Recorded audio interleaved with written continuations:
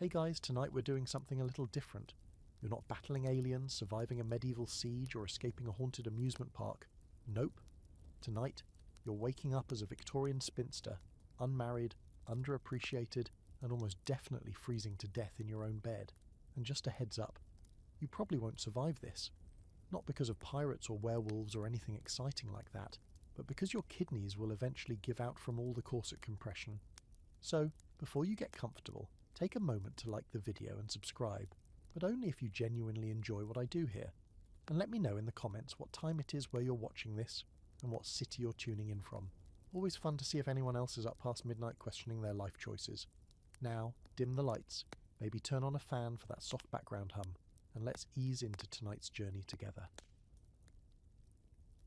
You wake up in a bed the size of a canoe. Heavy curtains, damp with dew, hang from its canopy like the mourning veil of some gothic widow. The air is so cold your breath fogs before your eyes. Your nose has officially left the building, numbed to oblivion by the frosty morning air, and your feet, your poor feet, feel like two raw potatoes in a foot warmer that has, at some point during the night, failed you entirely. Instinctively you roll over, hoping to grab your phone and check the time. But there is no phone. Just a flint matchbox, a porcelain water pitcher, and, oh yes, the ceramic horror show that is your chamber pot sitting smugly under the bed like it's waiting for applause. Welcome to the 1800s. A shrill knock startles you out of your frozen stupor. A voice, prim and practical, slices through the door. Miss, it's 7:30. Your bathwater is cooling bathwater. You're lucky to be alive. You stagger upright, disoriented by the lack of LED screens and electrical outlets. The floorboards groan under your bare feet, which is exactly what your joints are doing too. You shuffle across the room, opening a wardrobe the size of a compact car. Inside are rows of grim, scratchy dresses that look like they've been dyed using sorrow and soot. You pull one out and realise it weighs as much as a large dog. Still, there's something oddly satisfying about the smell, like dried lavender and mothballs with a hint of generational trauma. You catch a glimpse of yourself in the mirror, pale, unpowdered, uncoiffed, and utterly baffled. A lace nightcap is perched on your head like a surrender flag. Your hair is braided with the kind of precision that only Victorian maids, or extremely patient aunts, could muster. Your eyes are yours, but everything else has been rewritten by the strange rules of this new, corset-bound universe. And speaking of corsets, you spot it, lying there like a coiled python on the dressing stool. It looks harmless at first until you remember this is less lingerie and more torso jail. The maid, whose name you don't yet know but who clearly knows you far too well, enters the room holding a small towel and an even smaller sense of humour. You mustn't let your tea get cold, she says, entirely unbothered by your existential crisis. You sip the lukewarm liquid she set beside the mirror. It tastes like regret and boiled leaves, but it does warm your insides, which is helpful because your outsides are slowly turning to stone. As you sit, she begins dressing you, yes, dressing you, layer by layer. First, a chemise, then a pair of bloomers that make your modern sweatpants look positively scandalous. After that, the corset. She laces you into it like she's securing rigging on a Victorian warship. You can't inhale fully, your ribs are under siege, your spine, it's filing a formal complaint, and yet this is just normal. Now come petticoats, and more petticoats, so many petticoats. You're a walking layer cake of linen and lace, and you haven't even gotten to the actual dress yet. When it finally goes on, buttoned all the way to your chin and somehow cinched at the waist despite your lungs' protests, you look like a respectable woman of independent means, or a hostage. Your boots have buttons, tiny, infuriating buttons. The maid does them up with the quiet confidence of someone who has done this 1,000 times. Meanwhile, you're still wondering how to walk in these things without twisting an ankle. By the time you're fully dressed, your tea is ice cold again, your stomach is growling, and you're beginning to understand that your current existence has one purpose, not causing scandal. And somehow, you already feel like you've failed. You head downstairs to a breakfast room lit by natural light and parental disappointment. A long table stretches before you, covered in dishes you're not sure you're allowed to touch. Toast, eggs, kippers, marmalade, and something that looks like regret spread on a plate. You sit at your assigned spot, back straight, ankles crossed, hands folded. The silence is thicker than clotted cream. Your mother, or the woman now claiming that title, eyes you over her teacup. "You slept in," she says coolly. You did not. You were up with the frostbite fairies, but arguing seems pointless. You'll want to be ready when the Evertons call this afternoon. You blink. The who? A frown. Don't be foolish, dear. The Evertons, with the younger son. Ah, of course, the ever-reliable younger son. Too awkward for the military, too odd for the clergy, and too broke to inherit anything. But perfect for a woman of your age and station, which is to say, unmarried and running out of time. Historical fact for today. In Victorian England, spinster was not just a marital status, it was a class identity. Once you hit about 25 without a ring on your finger, society quietly pushed you into the corner like unused furniture. Fringe fact. Chamber pots weren't just for night use. Some women had dainty slipper pots they used discreetly during long social calls. Imagine trying to pee under your dress in someone else's parlour while pretending to enjoy cucumber sandwiches. And the scholarly debate? Historians still argue over whether Victorian spinsters were tragic victims of a rigid marriage market, or quietly radical women rejecting the whole game. The truth, as usual, probably lives somewhere between. Back upstairs, you lean against your bedroom door and exhale. Well, you try. The corset doesn't allow much exhaling. Today's just begun, and already you're exhausted. The maid returns to check your hemline. She gives you a knowing look. Try not to look so desperate, she advises, smoothing out the wrinkles. Even desperation is a luxury. The corset is winning. It's not even lunchtime, and your organs are staging a mutiny. As you shuffle back toward the dressing mirror to confirm that yes, you're still trussed up like a Victorian roast, you realise you don't even know how to sit down without sounding like a dying accordion. There's no way to relax in this thing. Every breath is a calculated risk. Every step is an etiquette test. You're pretty sure you're failing.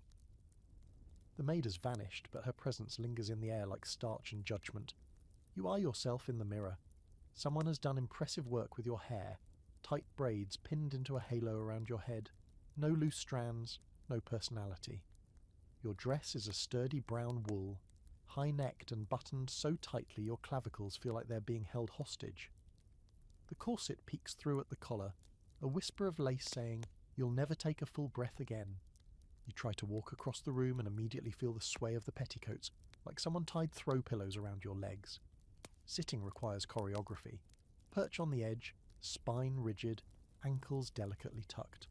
One wrong move and you'll either snap your stays or offend someone's delicate sensibilities. Or both. Downstairs, your mother is directing the servants with the soft menace of a woman who could ruin your social prospects with a single raised eyebrow. "The Evertons will arrive at 3, she says as you hover in the doorway, trying to look both invisible and valuable. You'll need your second best dress and those gloves without the wine stain. You wonder if maybe you should say something, ask about your life, your friends, your job if you had one. But apparently Victorian spinsters don't speak unless addressed directly. Instead, you nod. Your role today is clear. Be charming, but not clever. Pretty, but not vain. Mysteriously available, but not thirsty. Back upstairs, the maid returns with what looks like a punishment dress. Navy blue, starched to a crisp, with a lace collar sharp enough to cut someone. She lays it out like a shroud. You sigh and lift your arms. "Raise your elbows, miss," she says, tugging at the back. "You'll want to impress Mr. Everton." The way she says it, like you're about to sell your soul to a slightly mouldy baked good, makes your stomach twist. Once dressed, you're deposited in the sitting room like a fragile ornament, placed carefully near a window for optimal lighting. Your hands are folded, your feet are hidden. You're to wait here, quietly, until the Evertons arrive. That could be 10 minutes, it could be an hour. No one tells the spinster anything. As you sit, motionless except for the occasional restrained sigh, you begin to understand the full horror of Victorian fashion. It's not just the corset, although that's a war crime in itself. It's the sleeves, the stiffness of the bodice, the weight of the underskirts pulling on your hips. Even the gloves feel like you're being lightly embalmed. Everything is designed to keep you still, quiet, composed. You're a very stylish prisoner in a very genteel jail. The clock ticks in excruciating increments. You can hear it echo through the house, each second a reminder that time here is both precious and intolerable. Somewhere in the kitchen, a servant drops a spoon. The silence that follows is immediate and immense. Finally, wheels crunch on the gravel outside. A carriage. Your heart leaps, though you're not sure why. Hope? Dread? Gas, probably. There's been nothing but toast and boiled tea in your system for hours. Your mother appears in the doorway like a ghost summoned by etiquette.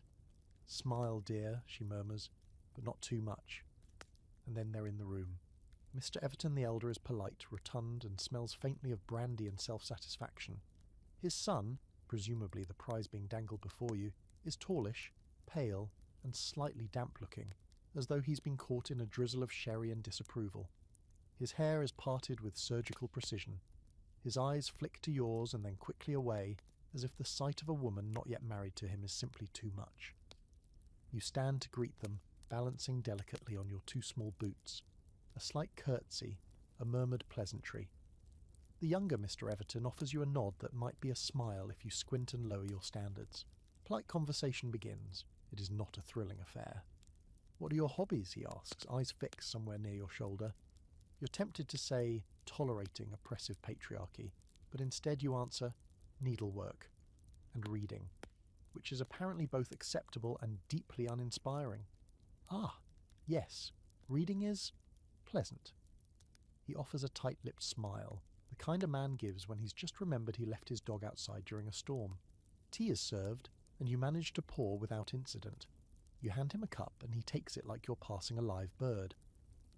His mother watches with hawk-like intensity. No one breathes. You sip your own tea, which has cooled again, of course. Everything in this house cools before it reaches your lips. After a while, an eternity really, the Evertons rise. "We mustn't stay too long," Mrs. Everton says, dabbing her mouth with a handkerchief that cost more than your entire dress. "So lovely to see you again, my dear." Again? Apparently you've met them before. Of course you have. You've probably shared tea 5 times already, and you're still not married. Scandalous. They leave. The clock resumes its clicking. You're left standing in the parlour, spine aching, hands trembling from holding the teapot too long. Your mother appears again. "That went well," she says, though her voice is flat. "We'll see if he calls again." Spoiler alert, he probably won't. Historical fact. Victorian courtship was a slow-motion hostage negotiation. Men called on women under the supervision of chaperones, leaving their cards behind as proof of interest. Romance was optional. Reputation was everything. Fringe fact. Some young women collected these calling cards like Pokemon, engraved, scented, and sometimes even with tiny origami folds, a subtle way of flexing your popularity. And the debate? Historians still argue whether these strict social rituals empowered women with covert control or simply boxed them into smaller, prettier prisons. Both sides have a point. You certainly don't feel powerful right now. You return to your room, the corset still biting into your ribs, your stockings sagging slightly, your dignity intact but flickering. You sit again, carefully, always carefully, and stare at your reflection. A woman, unmarried, waiting, hoping, and somehow still expected to smile about it. The tea has settled somewhere between your sternum and your spine, and you're starting to wonder if the corset has compressed your internal organs into a sort of historical smoothie. You lie back on the chaise lounge in your bedroom, staring at the plaster ceiling with its intricate crumbling swirls, and for a moment you consider just staying here forever. But no, that would be too easy, and spinsters aren't allowed to loaf about. There are rules. There are always rules. Eventually someone knocks. It's the maid again, whose name you now know is Mary, because she muttered it under her breath in a tone suggesting she's been here longer than any of the wallpaper and has even less patience. "You're expected downstairs for the afternoon," she says. "Guests." Her lip curls slightly. You try to read into it. Are the guests loathsome, judgy, possibly undead? You ask no questions. You nod and rise. Downstairs again, the drawing room has been transformed into what can only be described as a genteel social gauntlet. The tea service has been replaced. Fresh cakes have been laid out like sacrificial offerings, and there's a scent of something floral, violets or maybe disappointment. 3 ladies are seated in silence around the room, not friends. Oh no, not here. These are other women of your station, competitors in a sense. Though the prizes are unclear and the game's deeply rigged, you greet them one by one. Miss Thistlewhite, who blinks too slowly and wears enough perfume to stun a horse. Miss Eliza Hartnell, who once danced with a viscount and won't stop mentioning it, and Miss Poppy Gray, whose expression is so serene you suspect she may be asleep with her eyes open. They all nod at you like you're a polite blemish in their afternoon. You sit, carefully, as always. Tea is poured. Again. You take your cup and sip. It's still too hot this time, so naturally you burn your tongue and have to pretend you didn't. The conversation is excruciating. "We saw the Evertons' carriage as we were arriving," Miss Thistlewhite offers, her voice light but laced with curiosity. "Were they paying a call?" Her eyes sparkle, and you realise you're being hunted. You nod, non-committal. "Yes," a brief one. "Oh, how lovely," says Eliza Hartnell with a smile so thin it could be used to slice cucumbers. "Mr. Everton is such reliable company." That's code, obviously. Victorian women invented a whole language of false compliments. Reliable means dull. Pleasant means bland. Sensible means unattractive but rich. It's like you're all playing a game of emotional charades with china cups in hand. "I imagine he's still making up his mind," says Poppy Gray with a voice like a distant church bell. She stares into her teacup as though it contains her soul. There's an awkward pause, broken only by the faint clink of teaspoons and the occasional terrible crunch of someone daring to eat a biscuit. This is your afternoon. This is how your time is spent, sitting in rooms with other unmarried women, passing tiny social clues like they're ancient runes. One wrong phrase, one too-spirited laugh, one moment of visible hunger for literally anything, affection, cake, sunlight, and you're on the fast track to full-blown spinsterhood, or worse, mockery. You try to steer the conversation to safer waters. "The roses are late to bloom this year," you offer weakly. Miss Thistlewhite perks up. "They are," I blame the frost. "Have you tried sugar water on the soil?" This somehow launches an extended, faintly terrifying discussion of horticulture. You listen, nodding at appropriate intervals, wondering if this is what being buried alive feels like, only with fancier upholstery. Eventually someone suggests a card game and you're all shepherded to a smaller side table with crisp linen and an unopened deck of playing cards. Whist. Of course. The game of choice for people who want to simulate fun without ever laughing out loud. You're partnered with Poppy Gray. She's either a card shark or just very lucky. Miss Hartnell seems visibly annoyed when you win 2 hands in a row, and by the third she's rearranging her skirt with aggressive intent. There's a sharp, unspoken competitiveness among you all. Not over the cards, of course, but over poise and charm, and who can sit the longest without blinking. The afternoon trickles away, a slow-dripping hourglass of scones and veiled threats. By the time the ladies rise to leave, your back is stiff, your smile is exhausted, and you've said, "How very interesting," more times than your soul can endure. Historical fact? Victorian social calls followed strict rules. Guests were expected to stay precisely 15 to 30 minutes. Any longer, and it was considered vulgar, or worse, desperate. Fringe fact. Some women kept special call baskets by the door to collect calling cards. If they didn't like you, your card never made it into the drawing room. Savage. And the scholarly debate. There's ongoing discussion about whether these rigid social rituals empowered women to build covert support networks, or simply weaponized politeness as a form of control.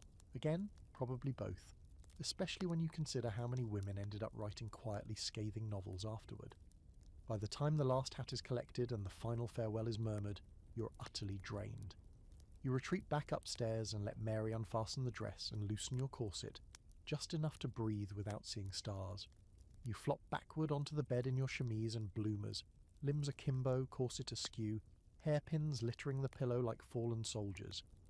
You stare at the ceiling again and think, this is your job now, to exist gracefully, to be seen without being obvious, to navigate a minefield of lace, posture, and reputation, all while pretending you care deeply about ornamental shrubs.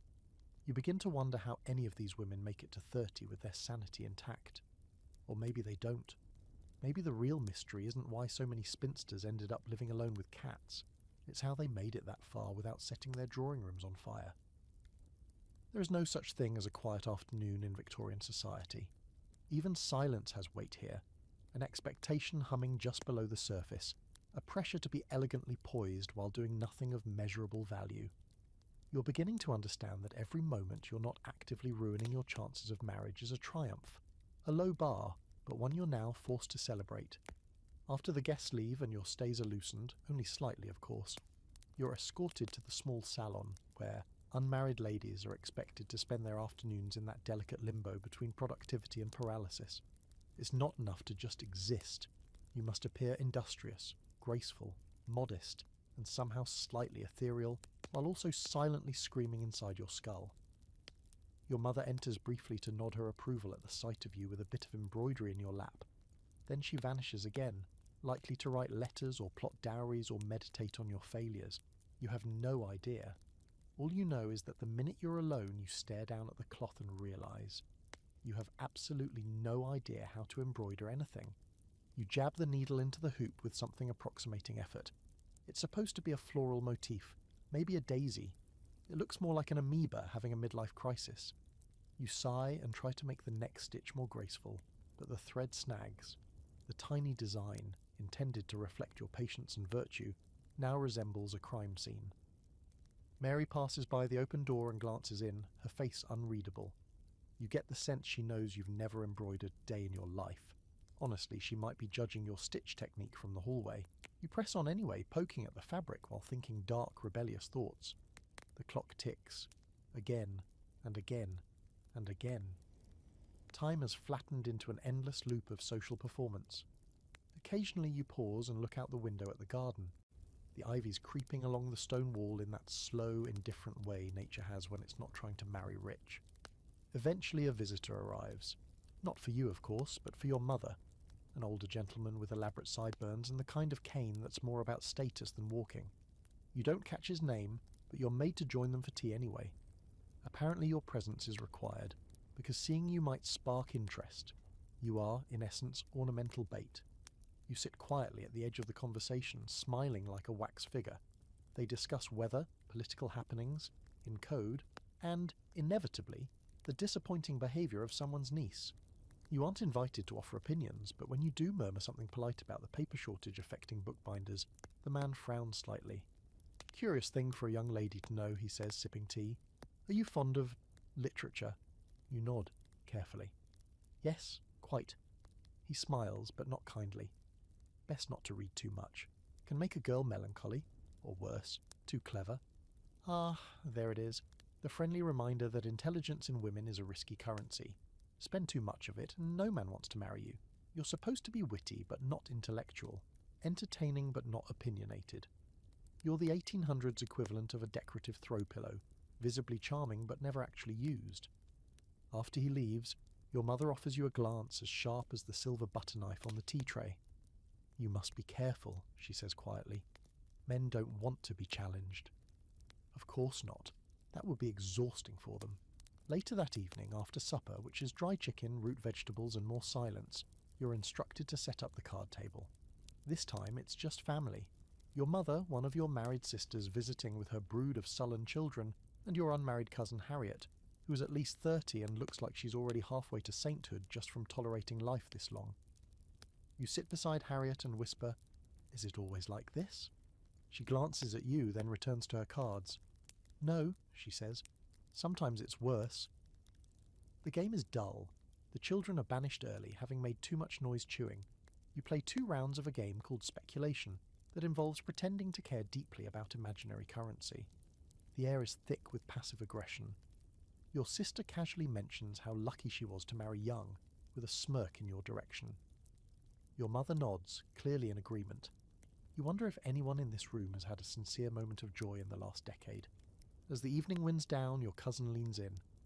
"You're doing well," she murmurs. "They haven't written you off yet." "What happens when they do?" you ask. She doesn't answer, but she does take your hand and squeeze it once, briefly. That's somehow worse than any reply. Historical fact.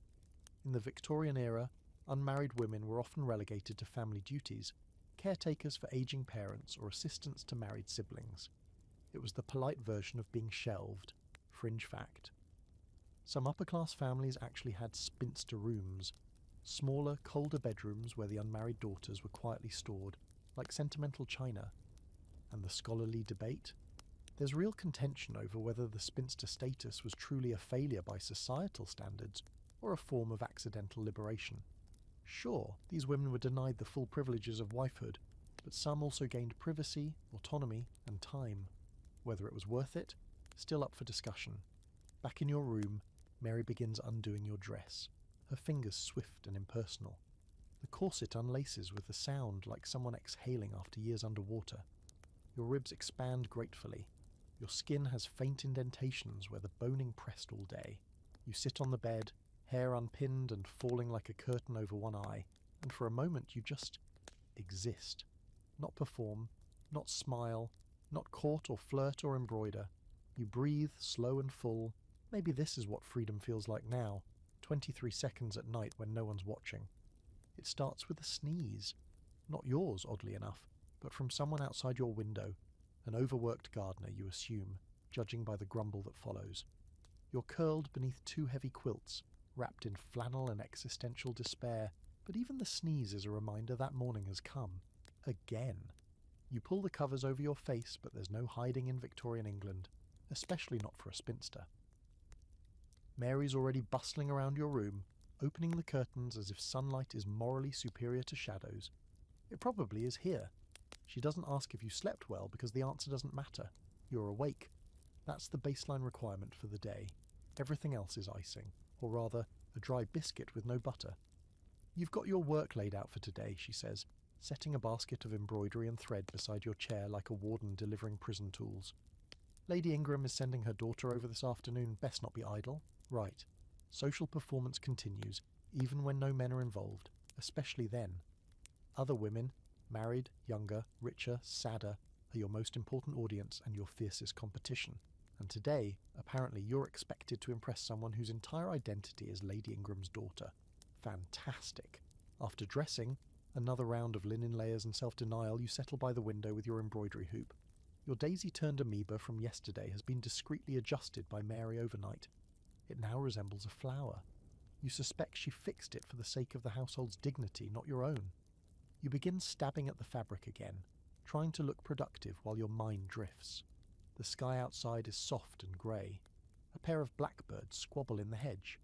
The garden, though well manicured, has an undercurrent of chaos, ivy creeping where it shouldn't, beetles plotting something under the roses. You envy it. By mid-morning, the house takes on that faint nervous energy that comes whenever visitors are expected. Silver is polished, cakes are sliced, cushions are fluffed. Even your mother adjusts her brooch twice, a surefire sign that she considers this afternoon important. Lady Ingram's daughter arrives precisely on time, flanked by her own lady's maid and wearing a dress that looks like it cost more than your annual allowance. Her name is Clara, and she has that rare, terrifying ability to sit perfectly still while radiating judgment. She offers you a smile that doesn't reach her eyes and says, "What a lovely little room." You offer a non-committal thank you and pretend to focus on your stitching. Clara sits opposite you, folds her hands neatly in her lap and does not take off her gloves. The gloves are a power move. You are being evaluated. "You enjoy needlework?" she asks, scanning the disfigured daisy on your hoop. "I find it meditative," you lie. She nods. "My governess tried to teach me. I was always more interested in watercolours." Of course she was. Watercolours are the refined woman's rebellion. Artistic, but not too artistic. You smile and say nothing, and she leans forward slightly. "You've met Mr. Everton, I heard." Ah, the real reason for the visit slinks into the room like a cat with muddy paws. "Yes," you say, briefly. Her tone is light. "He called on me last Thursday. Brought his mother, of course. Such a dutiful son." Translation: "Stay in your lane. He's my project now." You keep your expression neutral. You've learned quickly in this world that sarcasm is a luxury and honesty is social suicide. The conversation limps along for another 20 minutes. Favourite composers, charity events, the tragedy of dried hydrangeas. Clara never once mentions ambition or desire or anything resembling a real emotion, but she does casually reference her aunt's estate in Bath 3 separate times. Subtle. When she leaves, your mother appears in the doorway like a pop-up warning message. "Charming girl," she says. "Such poise," and she speaks French. You nod, resisting the urge to say something in Latin just to cause problems. Once Clara is gone, the house returns to its usual hush. You retreat to your room, peeling off your gloves like they're wet bandages. You glance at the embroidery in your lap. The daisy is mocking you, and then it hits you. You've done nothing today. Nothing of meaning. You've spoken polite lies, stitched meaningless cloth, sipped tasteless tea. If this is what a good Victorian spinster does, what does a bad one look like? And where do you sign up? You head downstairs, past the drawing room and into the library. It's technically your father's domain, though he's rarely in it. He's either at his club or pretending you don't exist, but no one stops you. The house is too structured to imagine rebellion happening here, so small acts often go unnoticed. You trace your fingers along the book spines. Dusty, beautiful volumes with gold lettering. Shakespeare, Milton, Darwin, hidden behind a more respectable-looking atlas. You pull one down. Mary Wollstonecraft's A Vindication of the Rights of Woman. Scandalous, delicious. You flip through a few pages, heart beating slightly faster. Her words feel electric compared to the numb rituals of embroidery and tea.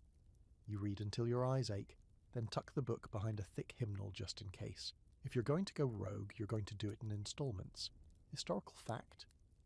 The ideal Victorian woman was expected to be an angel in the house, a domestic, obedient figure whose greatest triumph was her silence. Unmarried women were often viewed with suspicion, their independence considered unsettling. Fringe fact. Some women kept secret libraries hidden behind false panels or disguised as cookbooks, safe spaces for banned philosophy, erotic poetry, or even political pamphlets. And the scholarly debate. There's a question historians still explore. Were Victorian women truly as repressed as we think, or did they cultivate entire inner lives beneath the surface? Diaries, letters, and quietly radical behaviour suggest the latter. Silence does not mean absence. Back in your room, you open your embroidery hoop again. You stare at the misshapen daisy and grin. Then you start stitching a snake beside it, just to see what happens. Sunday arrives like a velvet sledgehammer, quiet, stately and unrelenting in its demands. It starts with the toll of the church bell echoing through your bones before you've even finished buttoning your boots. Church isn't just a moral obligation in your Victorian spinster life. It's an all-out fashion show disguised as spiritual reflection. You're not just going to pray, you're going to perform. Mary laces you into your Sunday best, a stiff, forest green gown with sleeves like artillery, and a bonnet that could double as an umbrella in a pinch. You try to suggest a looser corset, perhaps as a nod to the Sabbath, but she pins you into it with the determined silence of someone not paid enough to entertain complaints. You can't blame her. You're not sure anyone is paid enough to deal with you right now. Downstairs, the family gathers in a slow, solemn shuffle. Your mother inspects your gloves, your hemline, and the general state of your facial expression. No frowning, she advises, which is hilarious, considering that's your default setting now. You step into the carriage, spine straight, teeth clenched, trying to look both devout and marriageable. The church looms ahead, a grey stone giant surrounded by wilting yew trees. Inside, the pews are arranged like trenches, with each family occupying their rightful position in the social hierarchy. You're ushered into your seat with quiet precision. Your mother nods to the vicar with just enough grace to imply mutual importance. And then, the show begins. Everyone's eyes are not on the pulpit. Not really. They're scanning bonnets, measuring waistlines, checking whose gloves have the right number of buttons and whether anyone's skirt dares to brush last season's hemline. You're both observer and observed. One girl 2 pews ahead has the gall to wear pale blue in October. Scandalous. You do your part. Hymns sung just loud enough to sound reverent, eyes closed in tasteful contemplation during the sermon. But the truth is, the sermon drifts over you like fog. The vicar is talking about virtue and meekness and the importance of silence, and all you can think about is how much the girl next to you smells like pressed lilies and resentment. The most active part of church is the walk back. It's not just a walk, it's the church parade, the Victorian version of strutting down a runway while pretending you don't care who's watching.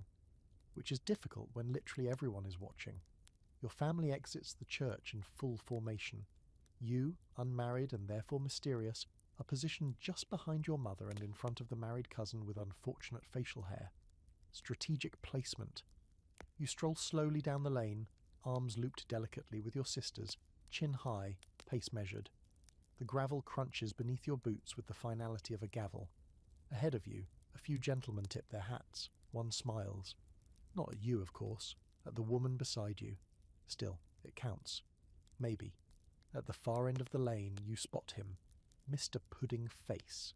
That's not his real name, obviously, but it's what you've started calling him in your head. He's a minor gentleman, probably third son of someone vaguely titled, with a face that always looks vaguely apologetic. He's been hovering near you at every social event lately, like a very polite cloud.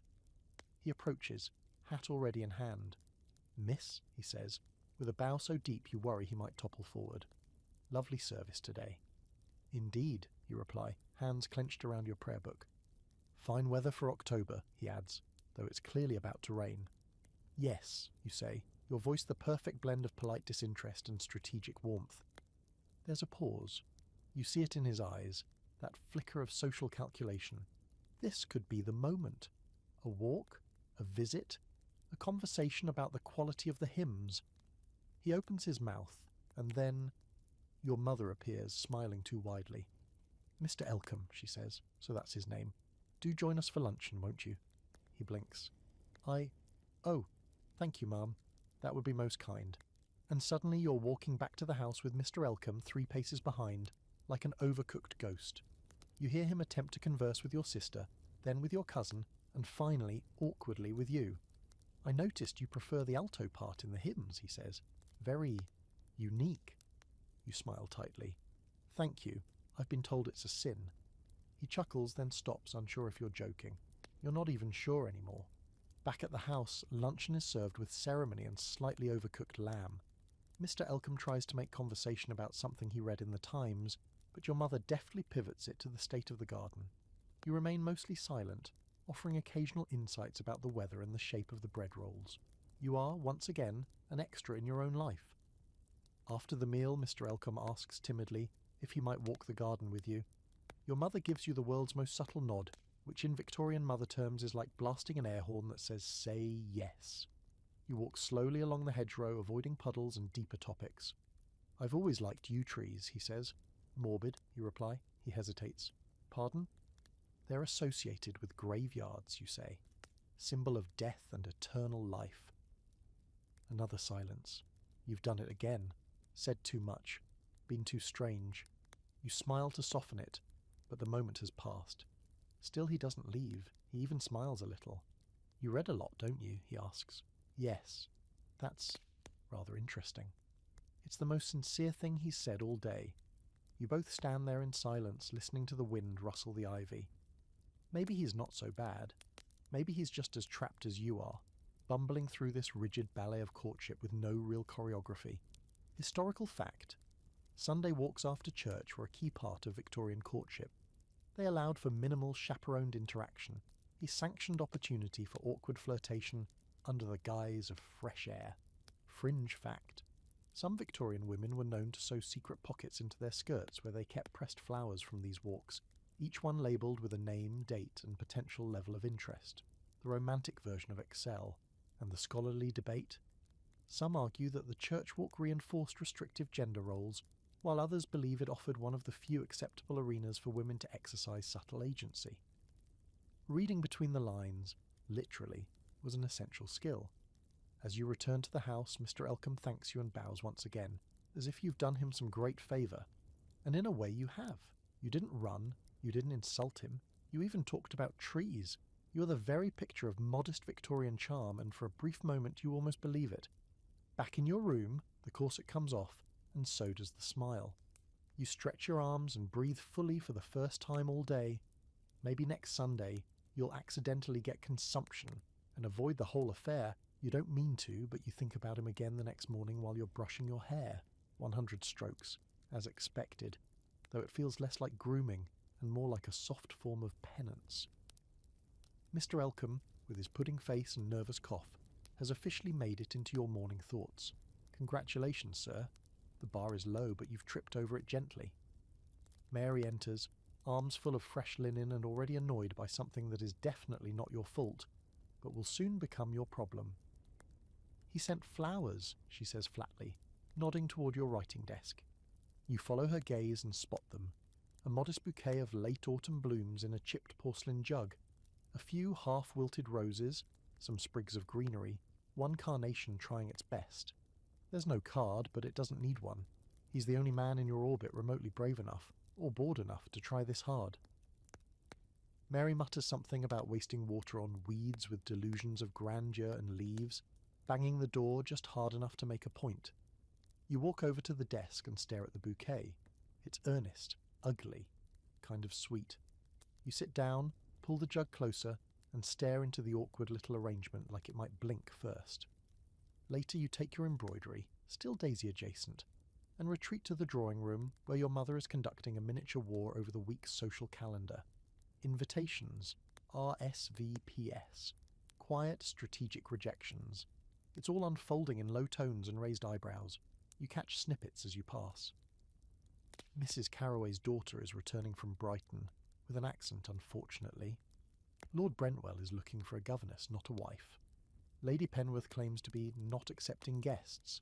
Has she had a stroke or simply good taste? You settle into your chair and begin stabbing the fabric again, less gently than you're supposed to. Within 10 minutes, your needle snags. Again. You swear, softly, like a lady, and unpick the stitch. This is not how a graceful spinster spends her morning, but grace is getting harder to fake. A letter arrives just before lunch. The butler hands it to your mother, who reads it with a frown that deepens slowly as she turns the page. "Well," she says finally, "Mr. Elcombe will be calling this afternoon. Alone." You feel your insides clench like a miser's purse. Alone. That's new. A man calling without his mother is like a fox entering the henhouse and politely asking to borrow a teacup. It suggests intent, serious intent, or a very poor understanding of protocol. The afternoon stretches out like a carpet rolled over hot coals. You change dresses twice. First a soft grey, too plain, then a lavender that makes you look like you're being auditioned for a funeral. You settle on the navy gown from last week. At least it has the structural integrity of a battleship. At 3 precisely he arrives.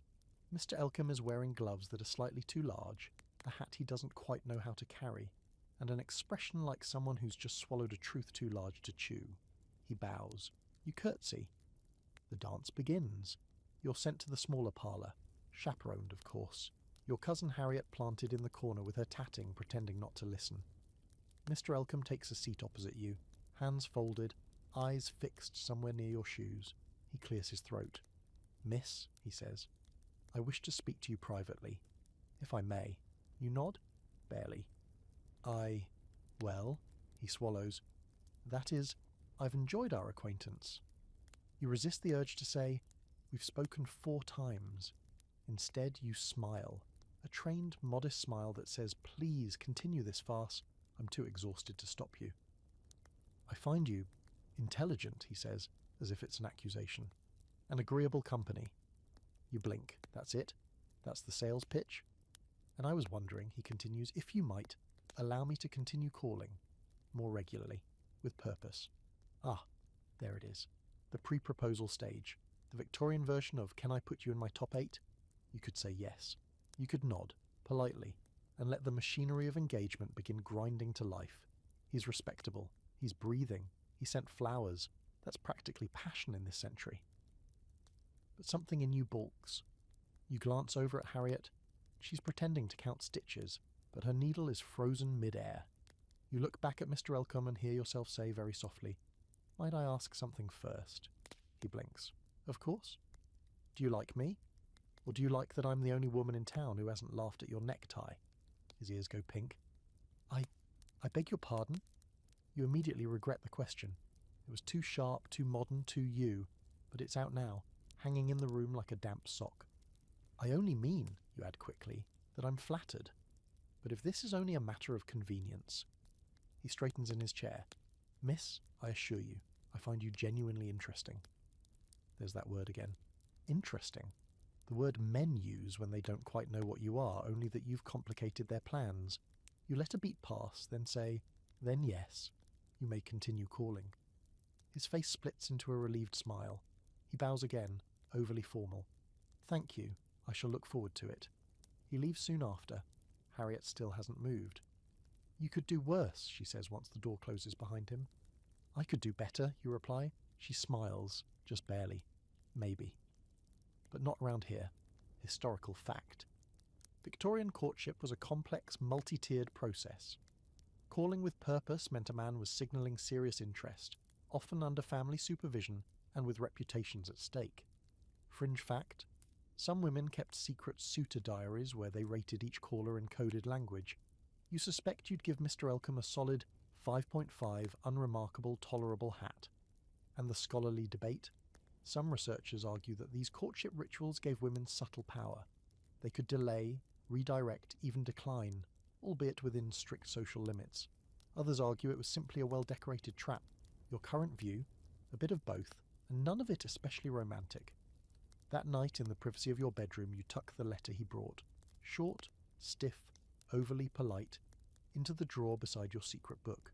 You lie back, fully unlaced, hair unpinned, and wonder if this is how love begins in the Victorian age, with tepid flowers and nerves, not sparks, with permission, not passion. Or maybe, just maybe, it doesn't begin at all. Maybe it's all just tolerated, which frankly might be the most Victorian thing of all. The days that follow are stitched together with silk threads of repetition. Morning tea, corset lacing, quiet meals, carefully orchestrated strolls. It's all starting to blur like a watercolour left out in the rain. And somewhere in that blur, Mr. Elcombe becomes a regular feature, like a chair you never sat in but would miss if it disappeared.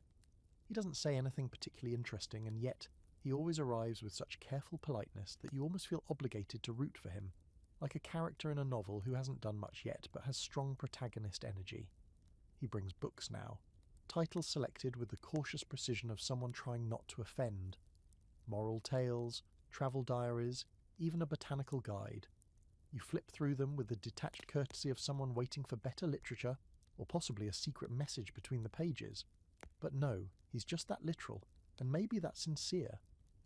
Your cousin Harriet continues to loom in the background of every visit like a particularly judgy ficus. She always has her embroidery, always looks as if she's counting stitches while also counting how long Mr. Elcombe stays. She rarely speaks during his visits, but you feel her thoughts pressing against your back like a second corset. One afternoon after he leaves, she finally says, "He's not the worst." You raise an eyebrow. "Thank you for the glowing endorsement." "I mean it." She doesn't look up. "He listens." That's rare. "Does he?" you ask. "Or does he just wait politely for me to stop talking?" Harriet shrugs. "Same thing most days." You think about that for a while, but while Mr. Elcombe's attentions increase, so too does the chatter. It's subtle at first. Comments from your mother about the virtue of patience in courtship, a few pointed remarks about the rising cost of dowries, even a mention of your father's increasing fondness for Mr. Elcombe's punctuality. But soon, it spreads beyond your household. It begins at a morning call with Mrs. Catterley, a woman whose sole personality trait is owns too many dogs. She offers you a biscuit and a smile dipped in arsenic. "Such a comfort to see young people forming attachments," she says, handing you tea that tastes faintly of disappointment. "Your Mr. Elcombe is so consistent." "He's not my anything," you reply automatically. "Oh," she says with a little laugh, "not yet, of course." Then there's the apothecary's wife, who stops you outside the bakery to mention how fond she is of punctual men, and the vicar's youngest daughter, who asks if you'll be married by spring so she can borrow your hair combs for her wedding. By the end of the week, the entire village seems to have decided that your love life is public domain. You're starting to feel like a magazine subscription. Everyone has an opinion on how it should end, even if they never read past the first page, so naturally you start writing about it. You dig out the leather-bound journal you found tucked in the back of your desk drawer weeks ago, the one with soft yellowed pages and a lock that hasn't worked in years. You begin chronicling each of Mr. Elcombe's visits in absurd detail. What he wore, grey again. What he said, "You seem fond of hedgerows." How many times he cleared his throat, 7. But slowly the entries shift.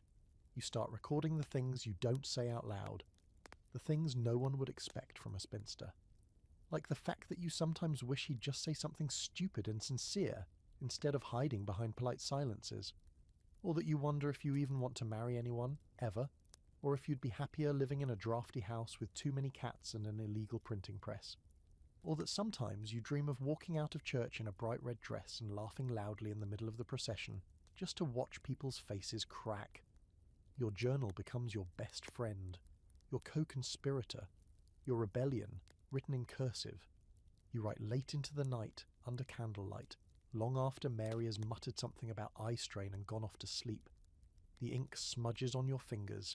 The pages fill with confessions no one else can hear. Here, you're honest, and strangely, you begin to feel a little more like yourself. Historical fact. Personal journals were common among Victorian women, especially those with limited public outlets.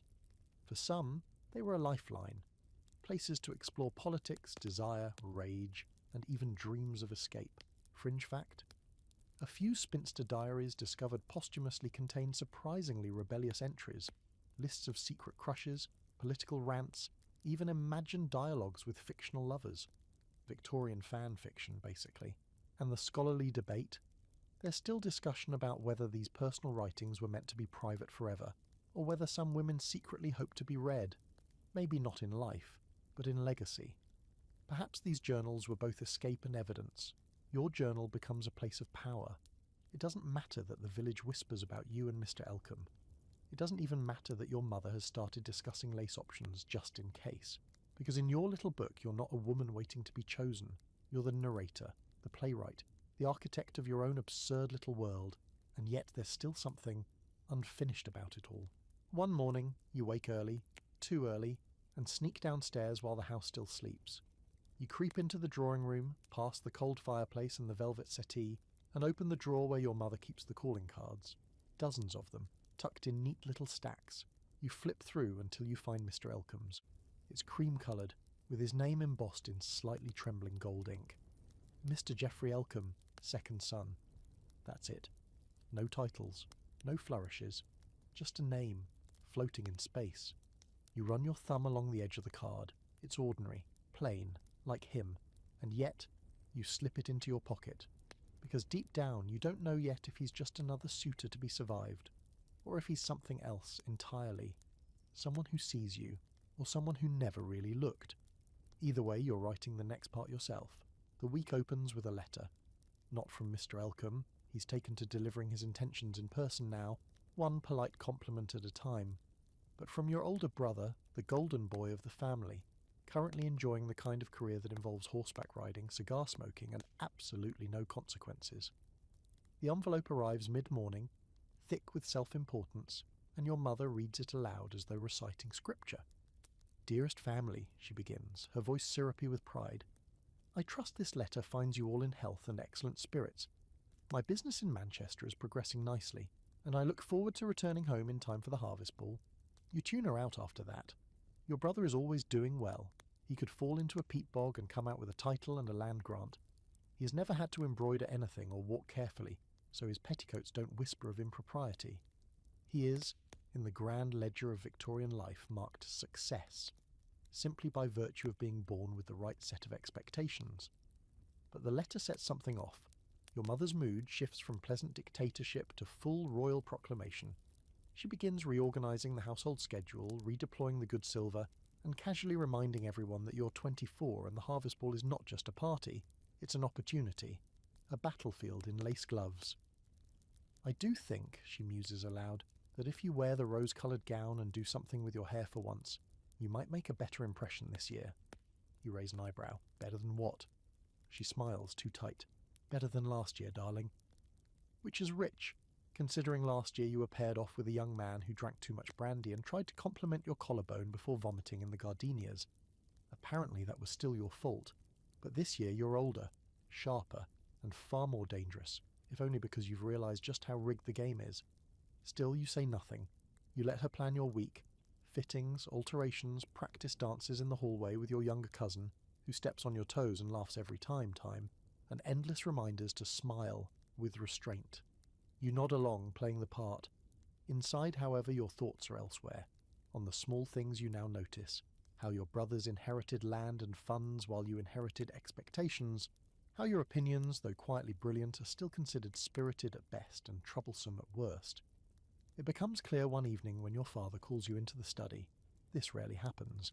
The study is a room for important male thoughts and expensive decanters of port. You enter, and he gestures to a chair. "I've had a letter from Geoffrey Elcombe's father," he says, skipping all preamble. You blink. "Oh?" He has asked whether your intentions are serious. You are briefly stunned by the implication that your intentions matter at all. Your father studies you. You're not getting any younger, and you're not exactly in demand. A pause. I see.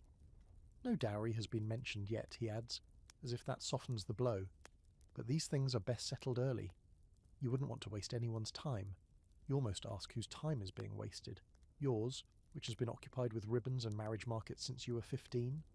Or Mr. Elcombe's, who chose to start this game? Instead, you nod, lips pressed into a line so fine it could be sewn into your next gown. After you leave the study, you don't go back to your room. Instead, you slip outside. The night is cool, quiet, and refreshingly disinterested in your marital prospects. You walk slowly through the garden, past rows of hydrangeas and thorny roses, letting the moonlight do what your corset won't, allow you to breathe.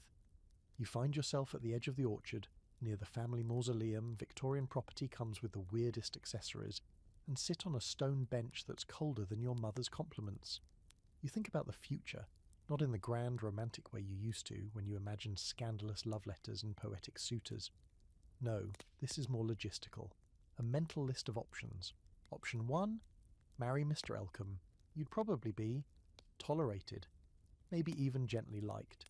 He'd read in the study, and you'd manage the house and occasionally discuss the temperature of the tea. Children would follow. You'd become someone's mother, someone's wife, and eventually someone's widow. Option 2, remain unmarried, move in with your married sister, become the weird aunt with strong opinions and a hidden flask, possibly take up painting or hysteria. Option 3, run away and join a circus, or a convent, or form a secret society of rebellious women who read banned books and refuse to marry anyone who calls them interesting. That last one has a certain appeal, historical fact. In Victorian England, inheritance laws heavily favoured men.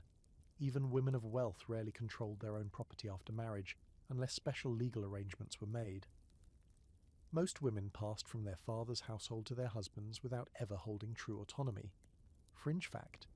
Some women, known as surplus women, were labelled as such by census data, literally surplus to societal need because they outnumbered marriageable men. The term was treated like a diagnosis, and the scholarly debate, some argue that Victorian spinsters were victims of patriarchal neglect, left behind by a system designed to exclude them. Others argue that they carved out a hidden power within that exclusion, embracing independence in a world that feared it. The truth is messy. Like all human stories, back in your room, you find your journal waiting. You pick it up, but instead of writing, you just hold it. Tonight, your thoughts feel too big for the page. You think about Mr. Elcombe, earnest, awkward, loyal. You think about your father, treating your future like a transaction.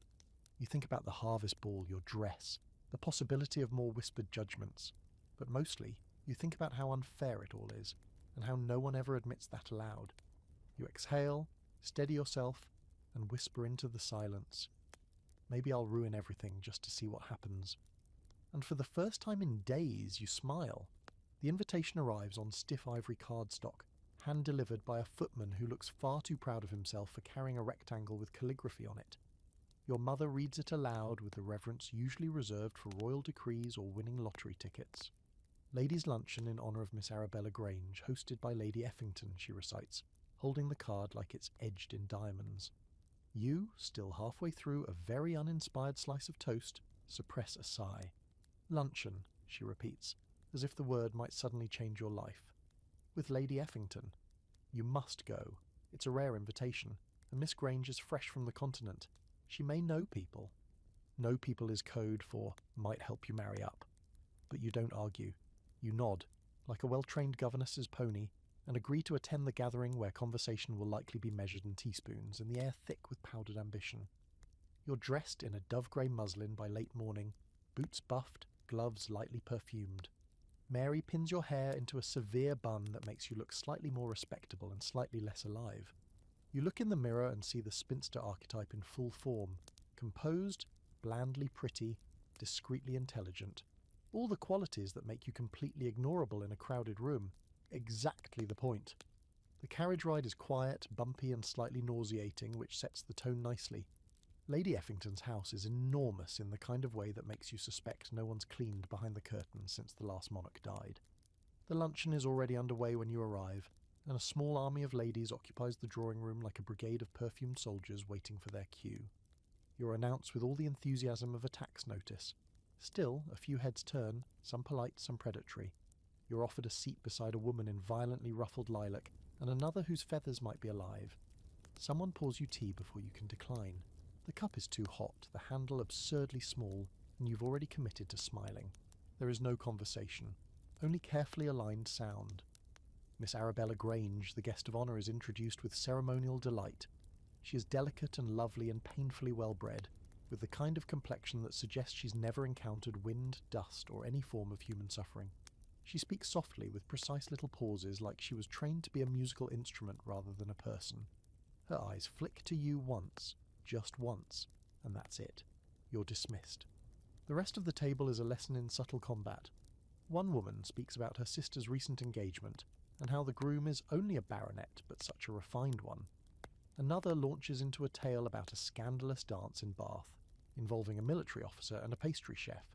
Every topic is veiled gossip, a game of social chess where the goal is to reveal nothing and learn everything. You sip your tea, you say little, and yet you are watched. Spinster radar is real. These women can smell unclaimed ovaries from 3 tables away. Lady Effington eventually turns to you and says, "And how are things progressing with Mr. Elcombe? I understand he's taken quite the liking to you." You smile in that awful, reflexive way women are trained to when someone says something sharp in the tone of a compliment. "Mr. Elcombe is attentive," you reply, choosing your word like it's part of a minefield. "Attentive," she repeats, amused. "That's a lovely word." Miss Grange tilts her head. "Are you soon to be engaged?" "I'm not sure yet," you say, which is true. What you're sure of is that this feels like a committee auditioning you for a position you never applied for. There's an awkward pause, not because your answer is scandalous, but because it implies autonomy.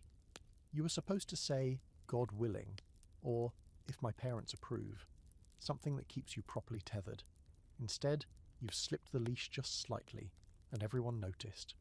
Dessert arrives, something trembling and oversweet. Conversation resumes, but now it's about you, in that sideways way English society has perfected. References to decisive women and modern attitudes, and the value of quiet obedience. The air smells like roses and judgment. You endure it, because that's what you're expected to do, because you're good at playing the game even when you loathe the board. After the meal, the ladies drift to the drawing room to embroider or feign interest in sheet music. You escape to the balcony under the guise of needing air. It's cold and bright outside, a slap of October wind across your cheeks. You breathe deeply for what feels like the first time all day. Below, the garden spreads out like a map of restraint. Trimmed hedges, obedient flowers, even the bees seem to buzz within permitted zones. Then, unexpectedly, a voice. You're not like the others. You turn. Miss Grange stands beside you, looking every bit as delicate as inside, but with sharper eyes now. Less porcelain, more steel. You blink. "Pardon?" "They're afraid of women who think," she says. "You shouldn't let it stop you." You don't know what to say. She gives you a tiny, wicked smile and adds, "I studied in Florence," with a woman who translated Virgil and smoked cigars. "I'm not supposed to mention that here." "I imagine not," you say, finally smiling. She sips her tea, of course she brought it out with her, and stares into the garden. "They want you to be a mirror," she says. "Reflect what they expect. Say nothing real." "And you?" you ask. "Oh, I'm playing the game," she says cheerfully, "but I plan to win it on my own terms." She returns inside before you can respond. You stand alone for a while, the wind tugging at your sleeves, your mind racing. That brief conversation with Miss Grange was the first honest moment all day, and it hit you like a door swinging open where you thought there was only a wall. Historical fact. Ladies' luncheons in the Victorian era were performances of refinement. Strictly female spaces where social ranking was recalibrated based on alliances, dress, and whispered rumour. Fringe fact. Some women, especially those with continental education or artistic connections, would drop forbidden comments in these settings just to test who was paying attention, a kind of covert signal for fellow rebels. And the scholarly debate? Historians disagree on whether these all-female gatherings were tools of repression or coded spaces of resistance. Was the embroidery circle a gag order or a smokescreen? Hard to say, depends who was holding the needle. On the ride home, your mother chats absently about Miss Granger's hair and how Lady Effington's new curtains were a bit too French. You stare out the window, watching the countryside flicker past like a series of choices. You think about mirrors and what happens when one finally cracks. By the end of the week, the house begins to shift in that subtle, anticipatory way that always means someone important is coming, or something dreadful is about to happen. Furniture is dusted twice, polished until your reflection looks back at you like a prisoner. Flowers are replaced daily, no matter how alive they still are. Even the hallway rugs are restretched, which is a quiet kind of violence reserved for moments of extreme social anxiety. You overhear talk of preparations, a ride, they say, with Mr. Elcombe. Supervised, of course, but still, a ride. Your stomach knots. Horseback riding, as it turns out, is not about horses. It's about posture. It's about appearances. It's about sitting atop a half-ton animal and pretending your petticoats aren't actively trying to murder you while someone evaluates your spine and conversational ability at a slow trot. Mary is merciless that morning. "You'll wear the grey," she announces, dragging out a side-saddle riding habit with stiff lapels and buttons that look like they were forged from bad decisions. "It's your most forgiving colour." "Forgiving of what?" you ask. She doesn't answer. She never does. By mid-morning, you're standing in the front courtyard beside a small, dignified horse named Maisie, who clearly resents all forms of human behaviour. Mr. Elcombe arrives 10 minutes late, already apologising as he adjusts his gloves. He's mounted atop a chestnut gelding that looks slightly more elegant than he does, though that's not saying much. "You look very capable," he says, offering a small bow. Capable? A thrilling word. Nothing stirs the romantic spirit like being compared to a good set of fireplace tongs. You mount awkwardly, a maid holding your skirt, a footman stabilising your saddle. Nothing about it is graceful. Everything about it feels like a public punishment for women who dared to be born with opinions. But eventually you're seated, stiff and side-saddled, and the procession begins. Your chaperone for the day is your Aunt Clementina, who smells like cloves and always carries a small Bible, mostly as a prop. She rides a small, sedate mare and positions herself just behind you, close enough to hear every word and report them later. You and Mr. Elcombe ride side by side along the lane, through open fields dotted with the remains of summer, wilting wildflowers, brittle grass, crows circling with the sort of interest that makes you nervous. It's a beautiful day, but neither of you mentions it. Instead, he clears his throat and begins what can only be described as conversational smallpox. "I read an article," he says, "about the economic state of India. Fascinating, really." You nod politely. "Yes, the Crown's management has been instructive." He seems briefly startled. "Indeed." "Quite." There's a silence, a longer one. You try to help him out. "Do you ride often?" He looks relieved by the simplicity. "Oh yes, though I fell once, fractured a rib. My brother told everyone I cried, which is ridiculous, of course." You smile. "Of course." The ride continues. The path narrows, trees rising up on either side like green-cloaked judges. Your legs are starting to cramp, and Maisie is beginning to test your resolve with each resentful snort. But still, you ride, because to stop now would be a small social death. Eventually you reach a clearing. The sun breaks through the trees like it's been waiting for applause. Your aunt nods for you to pause here, presumably so she can drop just far enough behind to allow conversation but not temptation. And it's in that moment, under the arch of trees, the scent of pine and horse sweat mingling in the air, that Mr. Elcombe turns to you, face slightly pink. "I've enjoyed this," he says, "though I realise I may not be entirely thrilling." You raise an eyebrow. "You've been perfectly decent." "Decent," he echoes. "The curse of our class." You smile, a real one this time. Then, unexpectedly, he continues, "I rather think I would like to be more than decent. With you." You look at him. Not his coat or his boots or his horse, but him, the man behind the manners, and for the first time you see something flicker there. Real feeling, trying desperately to survive in a world built to suffocate it. He looks down, embarrassed. "I'm making a mess of it, aren't I?" You exhale. "No, you're just making something, which is more than most." There's a long pause, birds chatter overhead. The wind picks up and makes your veil flutter like it's trying to escape. "You don't have to decide now," he says softly. "I just wanted you to know." You nod. "Thank you for saying it." Most wouldn't.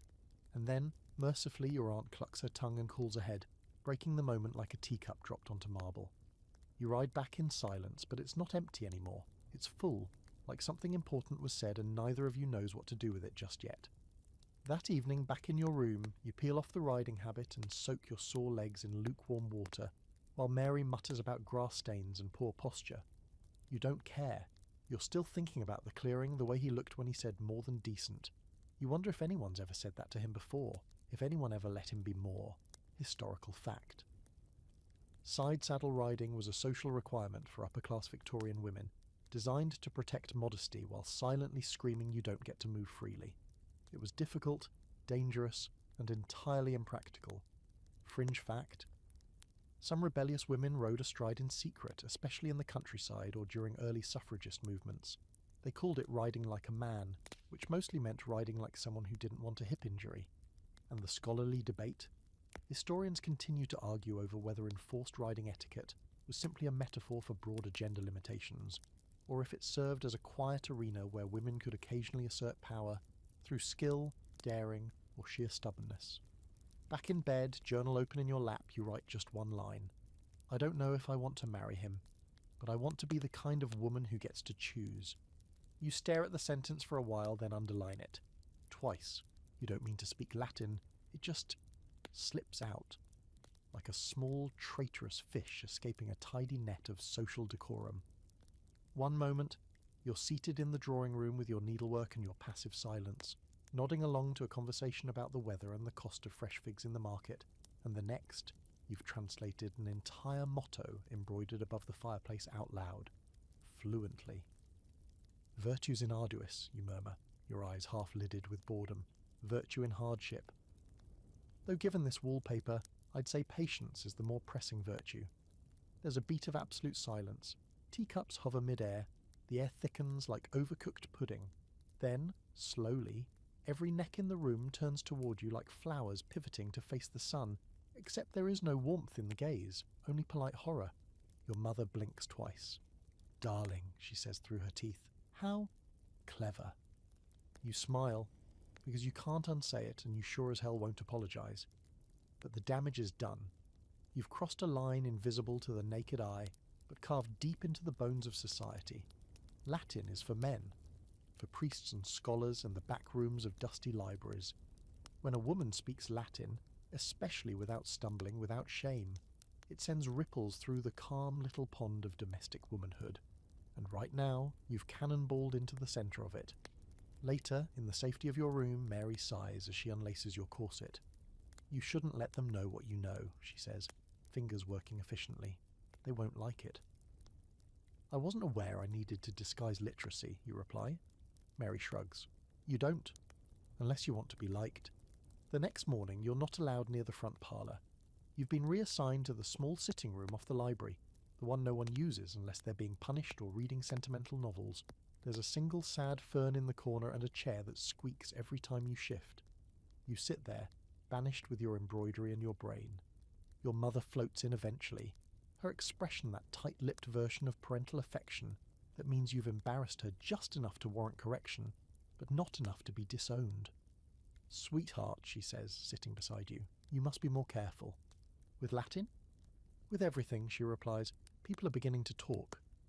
Let them, you mutter, she tuts. That's exactly the sort of thing that gets women forgotten. But isn't that already happening? The forgetting. Each day blending into the next, your sharpness dulled by small talk and seam work, your real thoughts trimmed like thread from the hem of a garment no one asked you to stitch. You nod, though, and say nothing more. That's what a good daughter does. Smile, stay quiet, and try not to mention dead languages. Except now they start avoiding you. Not entirely, of course. That would be vulgar. But there's a subtle withdrawal. You notice it during morning calls. The ladies turn their chairs slightly away when you speak. Conversations pause when you enter a room and resume just as you leave. They nod politely when you mention books and immediately steer the discussion back to recipes and travel plans. And yet there's a small upside. Men seem vaguely intrigued now, like you're a puzzle box with too many locks. One suitor asks if you've read all the Latin, as though it's a single short pamphlet. Another, upon hearing that you speak it, jokingly asks if you're cursed. That one is your favourite. You almost say, yes, and so are you now, just to see him choke on his biscuit. Even Mr. Elcombe notices the shift. He arrives 2 days later for his usual visit and brings with him a gift, a slim book bound in worn green cloth. You open it. Cicero, in translation. "I thought," he says, "you might enjoy it." You raise an eyebrow. "It's been years since I read the Orator, but thank you." He blinks. "You read the original?" "I did," you say, "but the translation is always amusing." He smiles. "I don't mind being amusing if it makes you smile." That surprises you. You don't know what to say to that. He sits awkwardly on the edge of his chair. "I heard what happened," he says after a pause, "with the Latin. It's not a scandal exactly, but there's chatter." "Of course there is." "I think it's admirable," he says quietly, "knowing things. Not pretending otherwise." You glance up. He's not looking at you. He's looking at the fireplace, as if it's safer to say it to the embers. "I wish I'd been allowed to learn more," he adds, "but I was sent off to school and told what to think." You stare at him for a long moment, uncertain whether to feel affection or pity. Maybe both. "You're still allowed to think now," you say gently. He finally meets your gaze. "Are you?" The question hangs there between you, bare and dangerous. Historical fact. While many upper-class Victorian women were taught basic Latin phrases as part of their education, fluent reading or interpretation was considered unseemly. Serious study of the classics was reserved for men, even if women were just as capable. Fringe fact. Some girls secretly learned Latin from their brothers' tutors, or by hiding behind library doors. A few even passed themselves off as men to attend university lectures, cloaked rebellion in every sense. And the scholarly debate? Historians disagree on how much these women influenced intellectual life. Were they invisible geniuses, supporting the published men behind the scenes? Or were they simply erased? Brilliant minds dissolved into the domestic sphere without ever being credited? You keep the Cicero volume beside your bed now, right next to your journal, and the pressed violet you picked from the garden after your ride with Mr. Elcombe. You don't read it every night, but its presence feels like a small victory, a reminder that your mind is still yours, even if the world prefers it sheathed. That evening you write another entry. "Today I spoke Latin and made enemies. Tomorrow, maybe I'll speak Greek and lose a friend. At least they'll know I was thinking the whole time." You close the book gently and place it beneath your pillow. Let them talk. It begins with a slipper left precisely where it shouldn't be. Wedged just outside your dressing room door, toes pointed inward like a scolded child.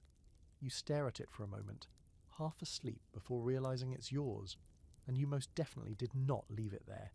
It's an unmistakable message, the Victorian version of a passive-aggressive post-it note. "We need to talk, and I control your footwear." You pick it up, confused but intrigued, and glance around the hallway. Nothing, no sounds, no movement, but the message is clear. Mary is displeased, and indeed, when she enters the room minutes later with your morning tea and the usual ration of eye contact avoidance, she's carrying herself with the tension of a woman who's decided to hate you, but hasn't yet committed to the full performance. "I found your journal," she says, like she's announcing the death of someone you never met. Your heart freezes. "You went through my things," she shrugs. "You left it in the open." Under your pillow isn't exactly the Tower of London. You open your mouth to respond, but she's already busy yanking open the wardrobe, selecting your petticoats with a theatrical rustle that practically screams, "Let's pretend we're still civil." "Did you read it?" you ask. She turns slowly. "Only enough to recognize myself." "Ah, then you know," you say softly. "That you think I'm plotting your downfall? That I'm writing a novel?" She snorts. "Flattering." And completely wrong. You flush. Of course she'd find the passage.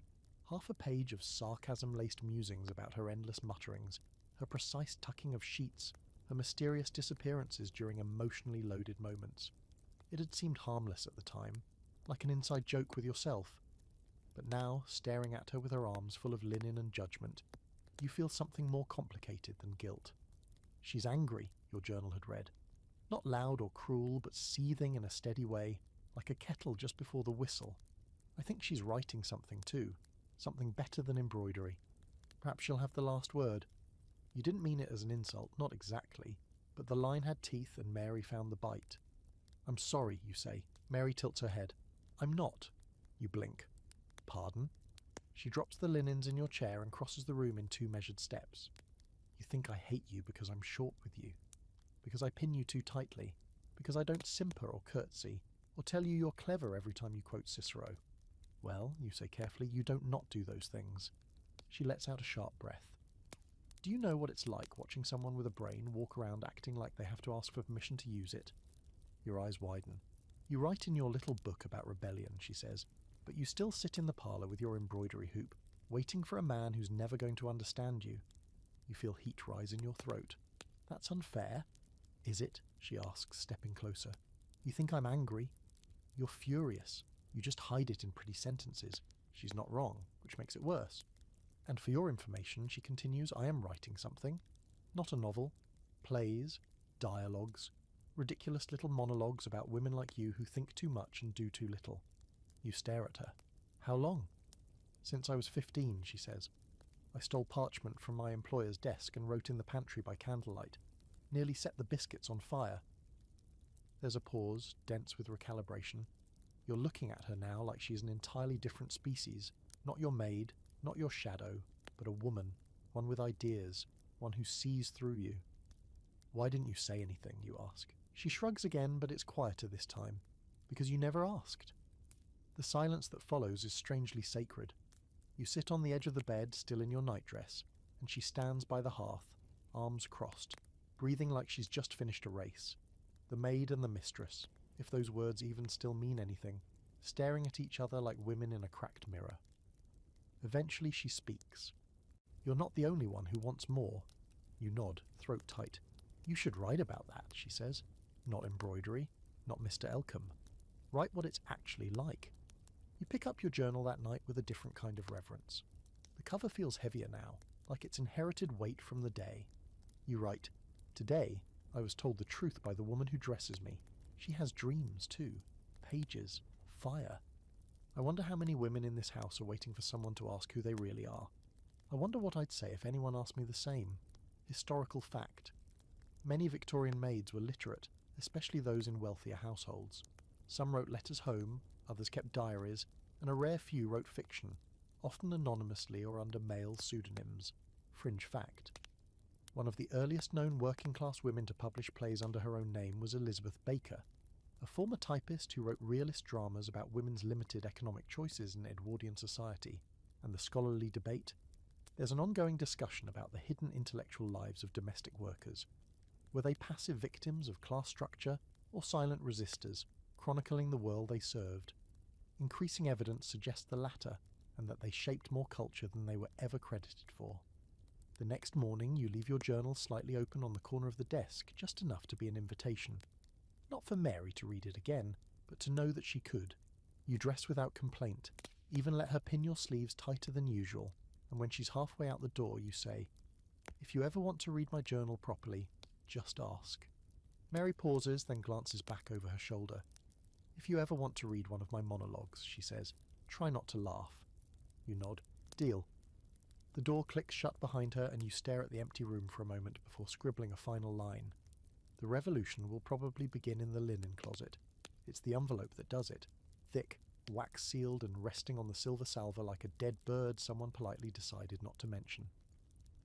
The butler, grim as always, presents it to your mother during breakfast as if it's just another scrap of correspondence. But the minute she sees the crest, 3 lions and a suspicious amount of gold ink, her eyebrows rise half an inch. A silent gasp in maternal dialect. From Amelia, she says. That's your cousin, the one banished to the continent after the incident no one speaks about unless they've had too much sherry. Your mother slides her butter knife under the seal with the skill of a seasoned diplomat, unfolding the parchment slowly, as if worried it might catch fire. You pretend not to watch from across the table, nibbling on dry toast and pretending to care about the marmalade. She reads silently. Then she folds the letter again, neatly, deliberately, and sets it aside. Well, she says, smoothing her napkin, there's been a development. That phrase alone makes the room colder. A development in your family generally means one of 3 things. Someone's pregnant, someone's dead, or someone's ruined. You wait. It appears, she begins, with the kind of tone used to describe mildew, that Amelia has eloped to Naples with a painter. You blink. A painter? Half French, your mother mutters, as if that makes it worse. Harriet, who's visiting for the week and currently dissecting a poached egg like it insulted her, snorts softly. At least she aimed for something romantic. Your mother shoots her a look. It's disgraceful. She's disgraced herself, her family, and by extension, she flicks her eyes toward you. All of us. Of course, guilt by genetics. The table falls into silence again. You can feel the tension blooming around you like damp rot. Elopement is not a crime, technically, but in the world you inhabit it might as well be high treason. Love, unapproved by committee, is anarchy in a cravat. What will happen to her, you ask finally. Your mother sighs. If she's lucky, her husband dies before she does. Charming. The rest of the day unfolds in a fog of subtle panic. A letter is dispatched to your aunt. There's talk of inheritance complications, of social fallout, of invitations suddenly being rescinded. Amelia's name is scrubbed from family anecdotes like a typo in an official document. Her portrait is removed from the upstairs hall by dinner. She should have known better, your mother mutters, almost to herself. You think about that. Should she have? Or did she know exactly what she was doing? Maybe running off to Naples with a French painter was the clearest thought Amelia ever had.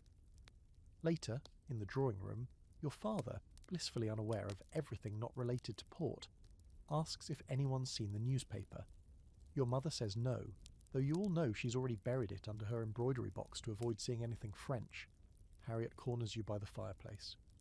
You ever think of running? She asks, her eyes sharp with something that might be envy. Where would I go? You whisper. She smirks. Anywhere that doesn't care about seating charts and scandal. You don't answer.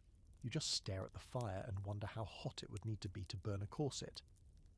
That night, you return to your journal and write furiously.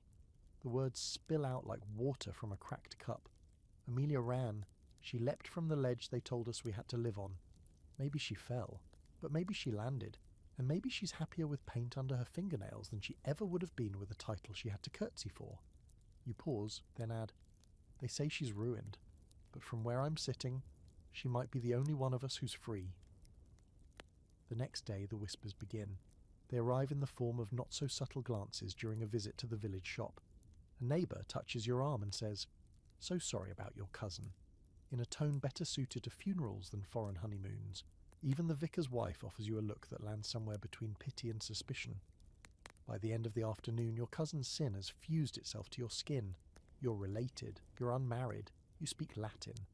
To them the conclusion is obvious. You might be next. Mr. Elcombe calls that evening. He looks slightly more nervous than usual, his collar askew, a faint line of sweat under his hat. He doesn't mention Amelia, not directly, but there's a strange tension in his smile. I trust your family as well, he asks. As well as can be expected, you reply, voice smooth. Considering the tide of moral collapse? He laughs nervously. Yes, well. Families can be unpredictable. You let the silence stretch just long enough to make him sweat. Then you say, have you ever thought about leaving it all behind? He blinks. Pardon? Running, starting fresh. No titles, no reputations, no corsets. He smiles faintly. Only every day. But I don't know where I'd go. You nod. Neither do I. Historical fact. In Victorian society, elopement, especially abroad, was one of the few ways women could reclaim agency over their lives. It was dangerous, of course, risky, but for some, it was the only exit. Fringe fact? Some couples faked elopements to provoke family approval. A kind of social brinkmanship. Either accept us or lose us forever. It often worked. Parents cared more about appearances than actual love, and the scholarly debate. Historians have long argued over whether Victorian women who ran off were reckless romantics or calculated revolutionaries. But more recent scholarship suggests something else entirely. They were survivors, navigating a rigged system with the only tools they had: desperation, defiance, and hope.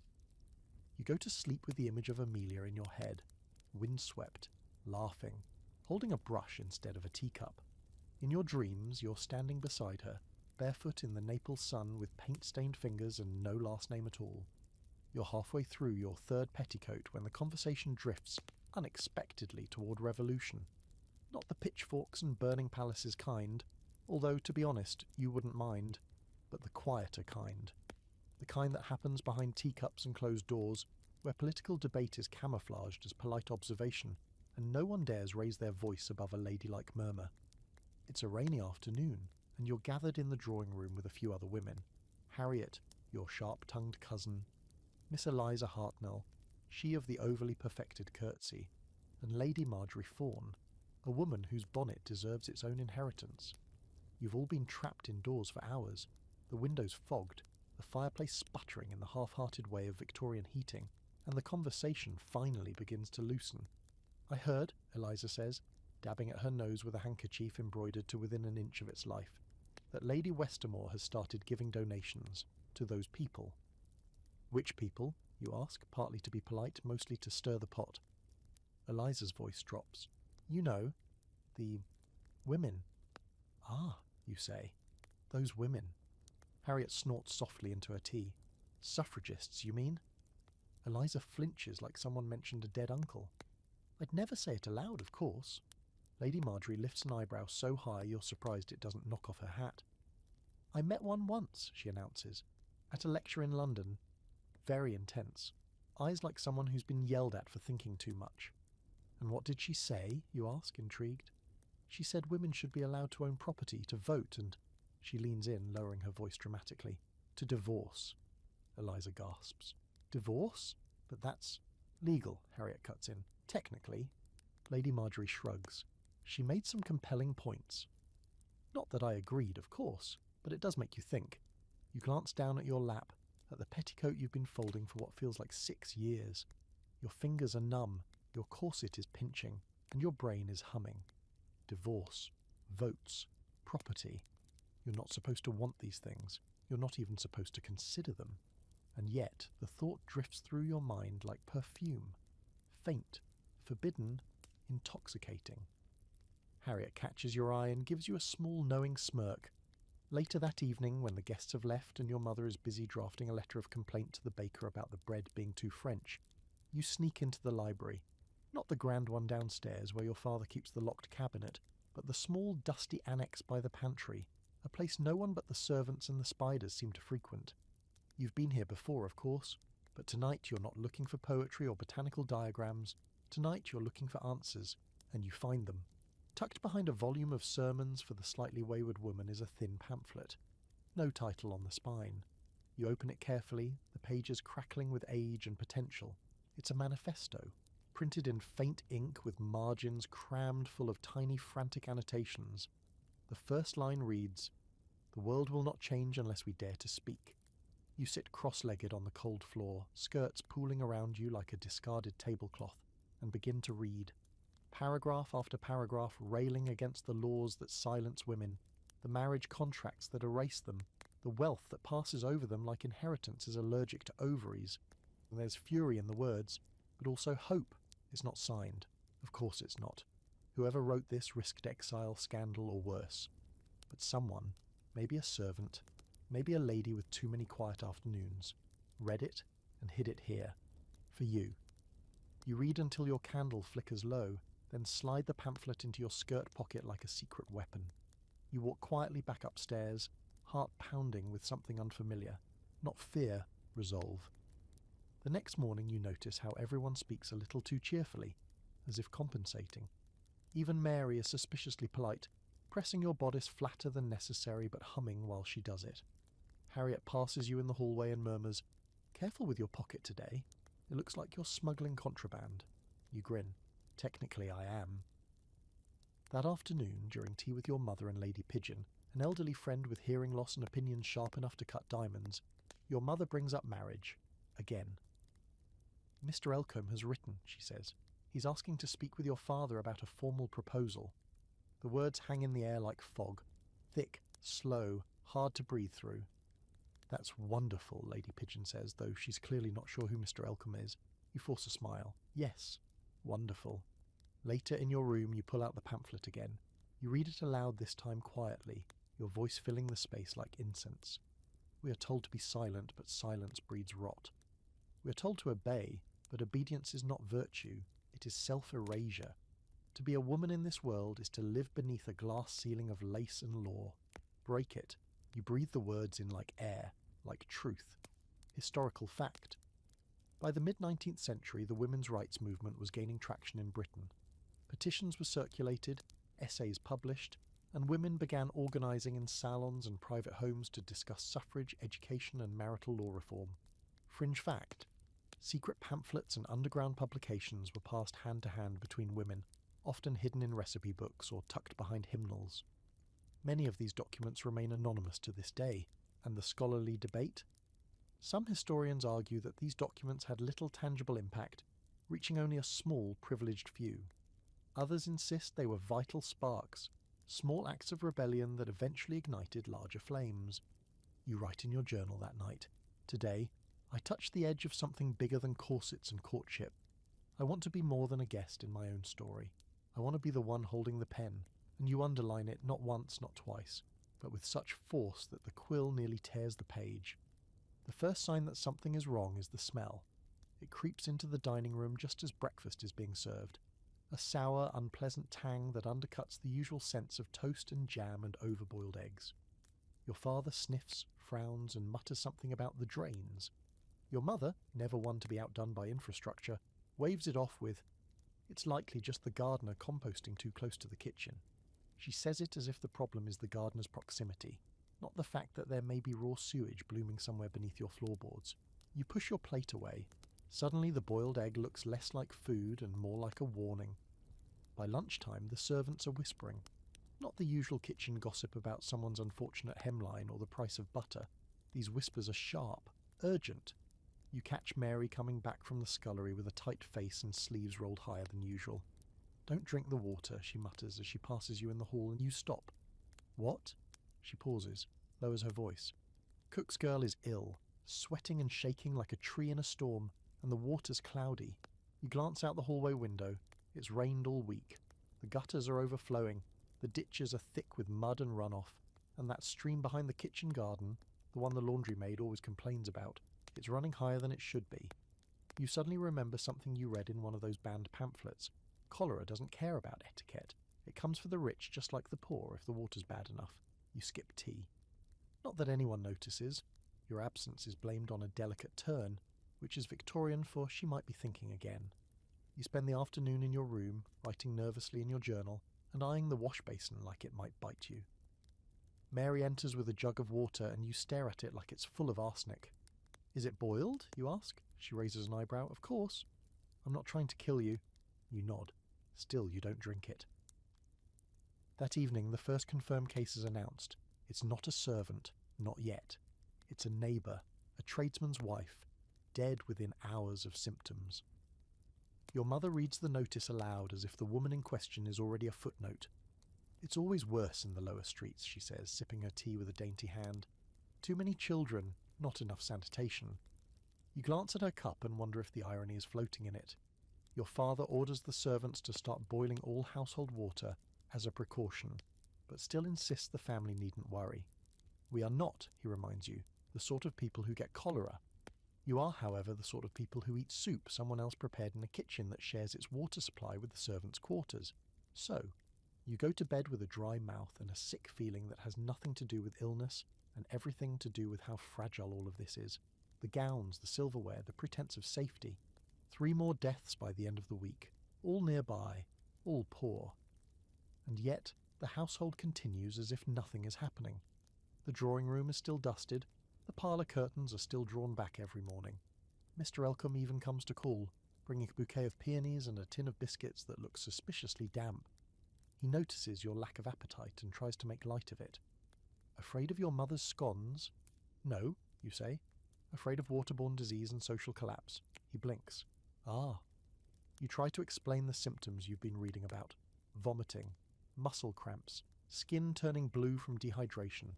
You talk about shared wells and overflowing gutters and the dead rats they pulled from the cellar in town. He shifts uncomfortably. "That's rather morbid." "It's reality," you reply. He's quiet for a moment, then says, "Do you want to come riding tomorrow?" You stare at him. "Is that your idea of disaster preparedness?" He smiles weakly. "More like distraction." You decline. That night, Harriet slips into your room with a candle and a flask she definitely stole from your father's study. She offers you a sip. You hesitate. "Rum?" she says. Safer than tea. You drink. She sits beside you on the edge of your bed, legs tucked under her in that slightly unladylike way that reminds you why she's the only person here who doesn't make you feel insane. You're scared, she says after a while. I'm angry, you say, and maybe also scared. She nods. I was here during the last outbreak. Half the village died.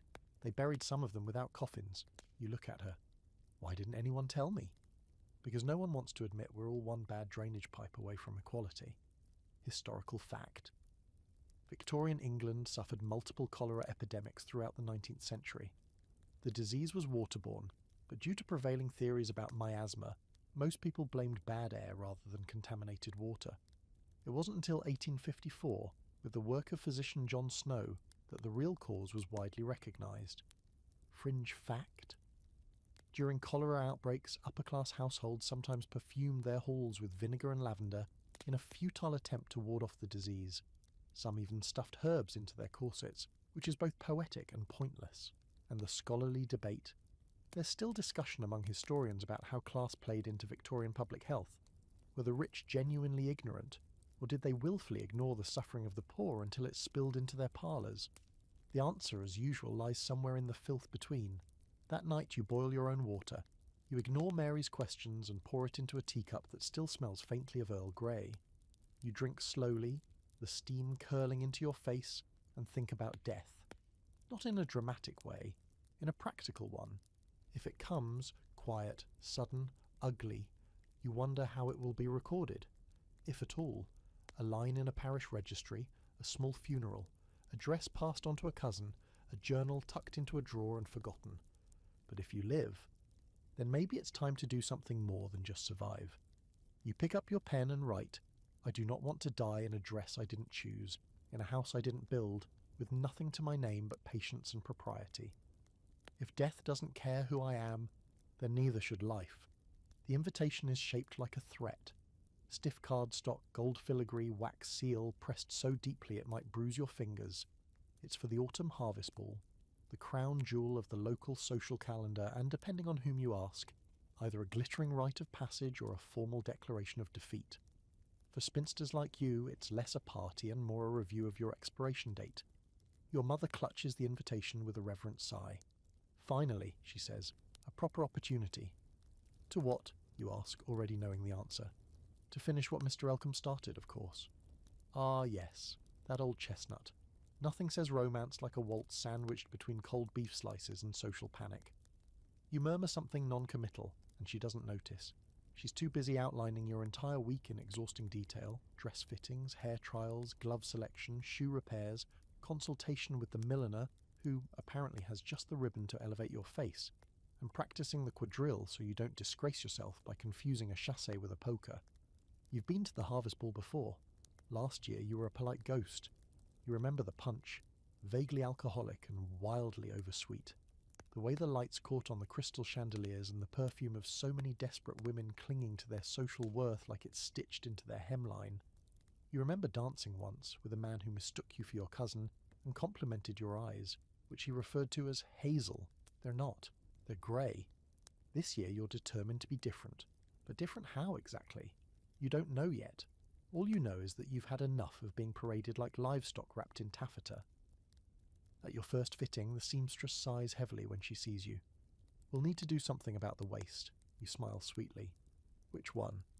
My natural one or the one society insists I fake? She doesn't laugh. You stand in place for nearly 2 hours while women pin, tug, measure and mutter. Mary hovers in the corner, arms folded, clearly trying not to interfere, but also clearly judging the entire process. You want to ask her what she would wear to a ball, but that's the kind of question that opens doors you're not allowed to open. The dress is gold. Not bright gold. Subdued, like honey under candlelight. The bodice is tight enough to prevent sin and possibly also breathing. The sleeves puff slightly at the shoulder in a way that implies you're both fashionable and willing to suffer for it. When it's done, you look at yourself in the mirror and feel undecided. You look like a heroine in a novel you wouldn't want to read. Back home, Harriet watches you try it on again. She squints. You look expensive. That's the goal, isn't it? She grins. What are you going to do in it? That's the question. Because this time, you don't want to just float across the dance floor like a glorified centerpiece. You want to feel something, say something, be someone. So you start preparing the only way you know how, by writing. You draft a speech. Not one you'll actually give out loud, God forbid, but something to remind yourself who you are underneath the corset. You write it in your journal, then fold the page and tuck it into your pocket on the night of the ball. I am not here to be chosen. I am not fruit on a tree. I am not an auction. I am not a promise or a burden or a sigh. I am a woman who woke up in this dress and decided to stay awake. The night of the ball arrives under a clear October sky, sharp with cold and stars. The manor house is lit up like a wedding cake, tiers of golden light, flickering windows, and an entrance lined with lanterns that flicker as if alive. The carriage jolts you to attention as it stops. Your mother sighs in satisfaction. Stand tall, she says, smile modestly.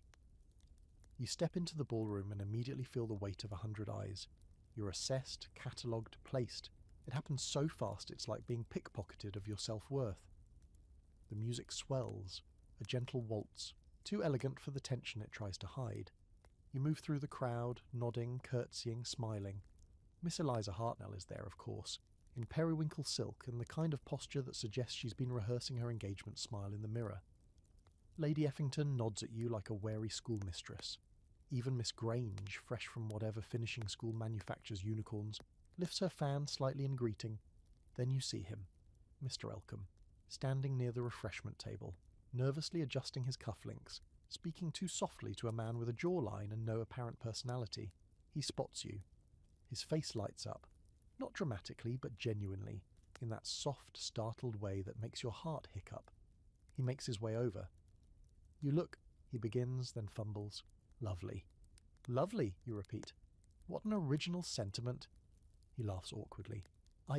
Sorry. You do. It's just hard to say it right. You glance at the dance floor. Are you going to ask? Would you like to? I would. And just like that, you're dancing, and it's not perfect.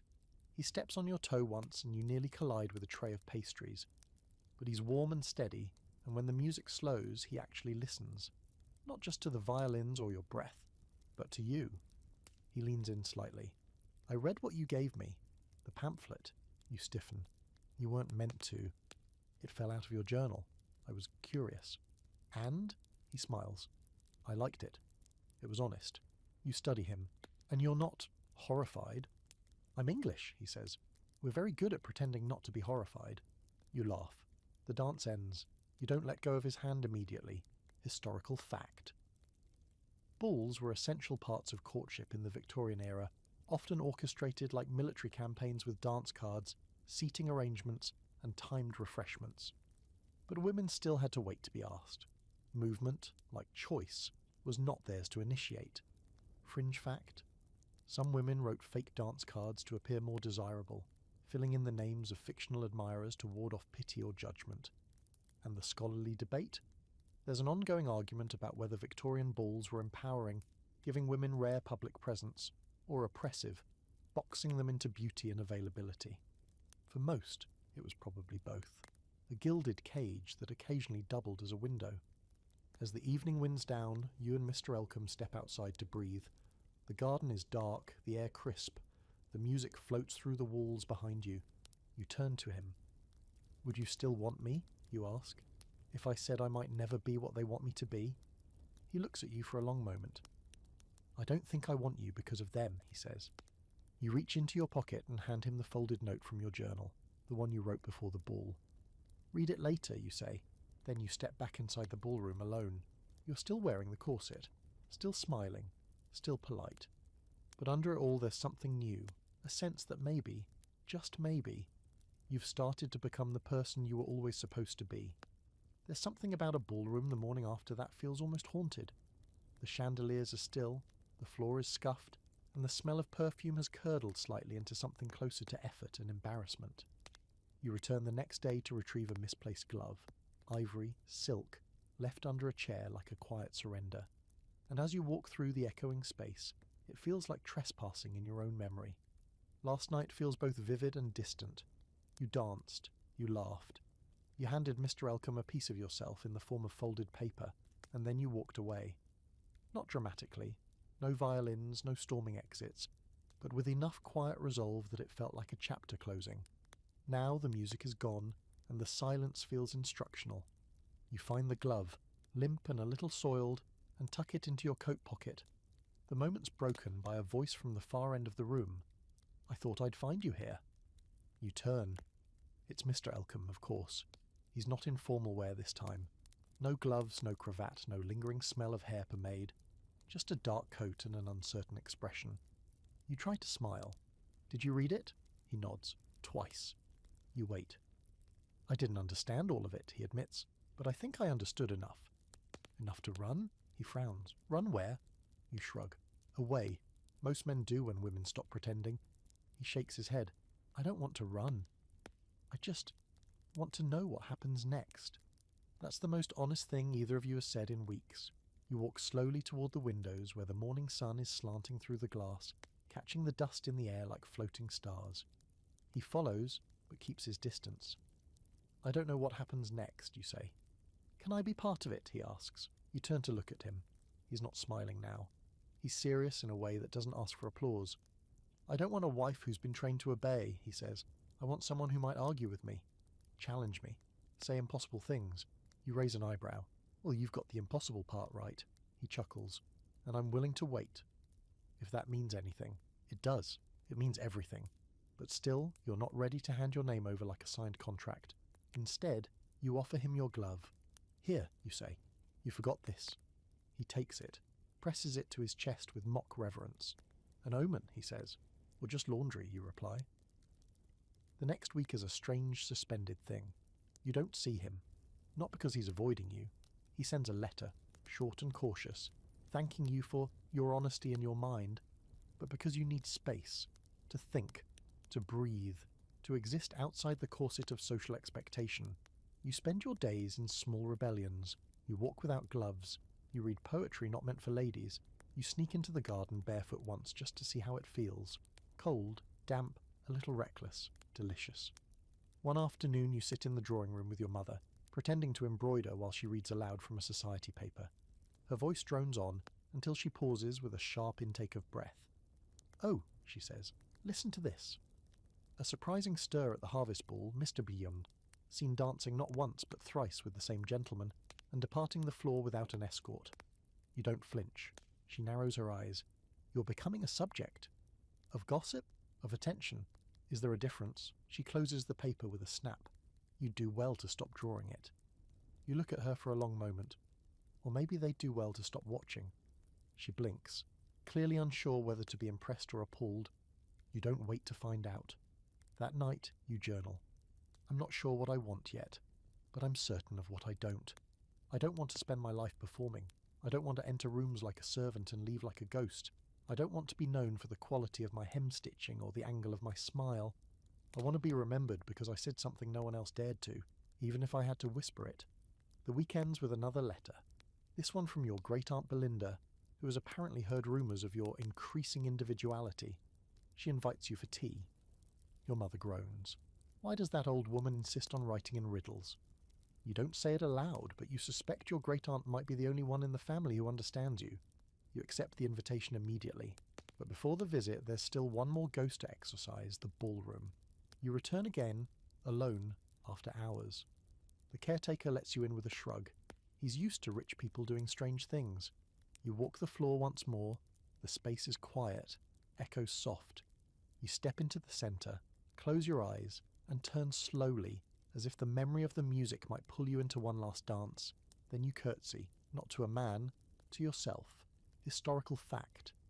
In the 19th century, dance etiquette was tightly regulated. Unaccompanied dancing or excessive familiarity could stain a woman's reputation. But within the rules, women often formed coded alliances using dances to signal affection, rejection, or resistance. Fringe fact. Some women kept private dance journals, not just for recording partners, but for sketching dress ideas, writing gossip, or venting frustrations. One diary, found in a London attic, included a drawing of a lady kicking over a punch bowl labelled marriage. And the scholarly debate? Was the ballroom a space of female oppression, or a secret stage for agency? Scholars argue both. What's clearer is that many women used it not just to be admired, but to experiment with power, timing, and consequence. As you leave the ballroom for the last time, you pass the empty music stand and whisper, just under your breath, "I'll write my own waltz next time." And for the first time in a long while, you feel ready for what's next. It starts as a whisper in the wall, a soft rhythmic creaking from the servants' wing, too consistent to be rats, too human to be plumbing. At first, you ignore it. Victorian houses make noises. Old beams groan, pipes gurgle, wood settles like a tired man in a stiff chair. But then you hear it again. Later, louder, a tapping, a shuffle, the unmistakable drag of footsteps where there should be none. You sit up in bed, sheets tangled around your legs like the aftermath of a small genteel storm. The candle on your bedside table flickers wildly, as if trying to warn you. It's not quite midnight, which feels suspiciously like the most haunted time of night. You tell yourself to go back to sleep. You try, but the sound comes again, closer this time. You rise. Mary's asleep in the servants' attic tonight, on account of household budget realignments, a phrase your mother uses to mean she's costing too much for a girl with opinions. So there's no one to ask, no one to tell you to stop behaving like a gothic heroine with too much free time and a head full of pamphlets. You light your candle, wrap yourself in your dressing gown, and slip into the hallway. The air is cold. The house feels altered, emptier somehow, like someone's removed a wall and put it back slightly wrong. You follow the noise to the narrow staircase that leads to the east wing, the portion of the house the family stopped using sometime after the great paint peeling incident of 1837. It's where old furniture goes to die, and where servants sleep if they're lucky, or being punished. Your candle flickers. Your shadow stretches grotesquely ahead of you, flicking and bowing across the faded wallpaper. You pass dusty portraits whose eyes seem to shift slightly as you walk by. The floorboards whine under your feet like dogs left out in the rain. Then, just past the linen closet, you see it. A light, soft flickering. Definitely not gas. It's coming from beneath a door that should not be open. You approach, slowly, carefully, like someone entering a dream they're not supposed to remember. Inside the room, not ghosts, not demons, not a cursed governess with a vendetta. It's 3 women, all seated in a half circle on overturned crates and footstools. One is sewing, one is reading aloud from a tiny battered book. The third, facing you, is Mary. She doesn't scream, she doesn't even flinch. She just looks up and says, "Well, I suppose it was only a matter of time." You blink. "What is this?" "The library," she says dryly, "the real one." You step into the room. There are no shelves, no official titles, no cataloguing system, just piles of paper, pamphlets, newsletters, ink-smeared pages and yellowed scraps tucked between recipe books and manuals for laundry starching. You spot at least one edition of A Vindication of the Rights of Woman with the corner singed. There's a small wooden box marked "Confiscated" and a stack of notes written in what looks like Harriet's handwriting. The girl reading aloud, brunette scowl fixed firmly in place, lowers her book. Is she a sympathizer or a snitch? Mary shrugs. "Let's find out." You raise both hands. "I'm not here to ruin anything." The third woman, older, points a knitting needle at you. "That remains to be seen." "I'm curious," you say. "That's all." Mary gestures to an empty stool, "Then sit down and shut up." You do. They resume. The reading continues. This one's a collection of personal essays by women who have left their households, willingly or not. One was disinherited, another ran off to a boarding house and now writes speeches in Edinburgh. A third is raising 3 children on her own after refusing to remarry. Each story is defiant, messy, and stubbornly alive. When the reading ends, the discussion begins. It's not polite, it's passionate. There's arguing, questioning, outright swearing. "Obedience is not safety," one woman says. "It's camouflage." "But don't we still need it," Mary argues, "until we can afford not to?" "That's the trap," the older one shoots back. "Waiting until it's safe is how they keep us quiet." You sit quietly, soaking it all in like a thirsty plant. You thought you were rebellious for writing in your journal and drinking unboiled rum. But this is different. It's organised. It's angry. It's real.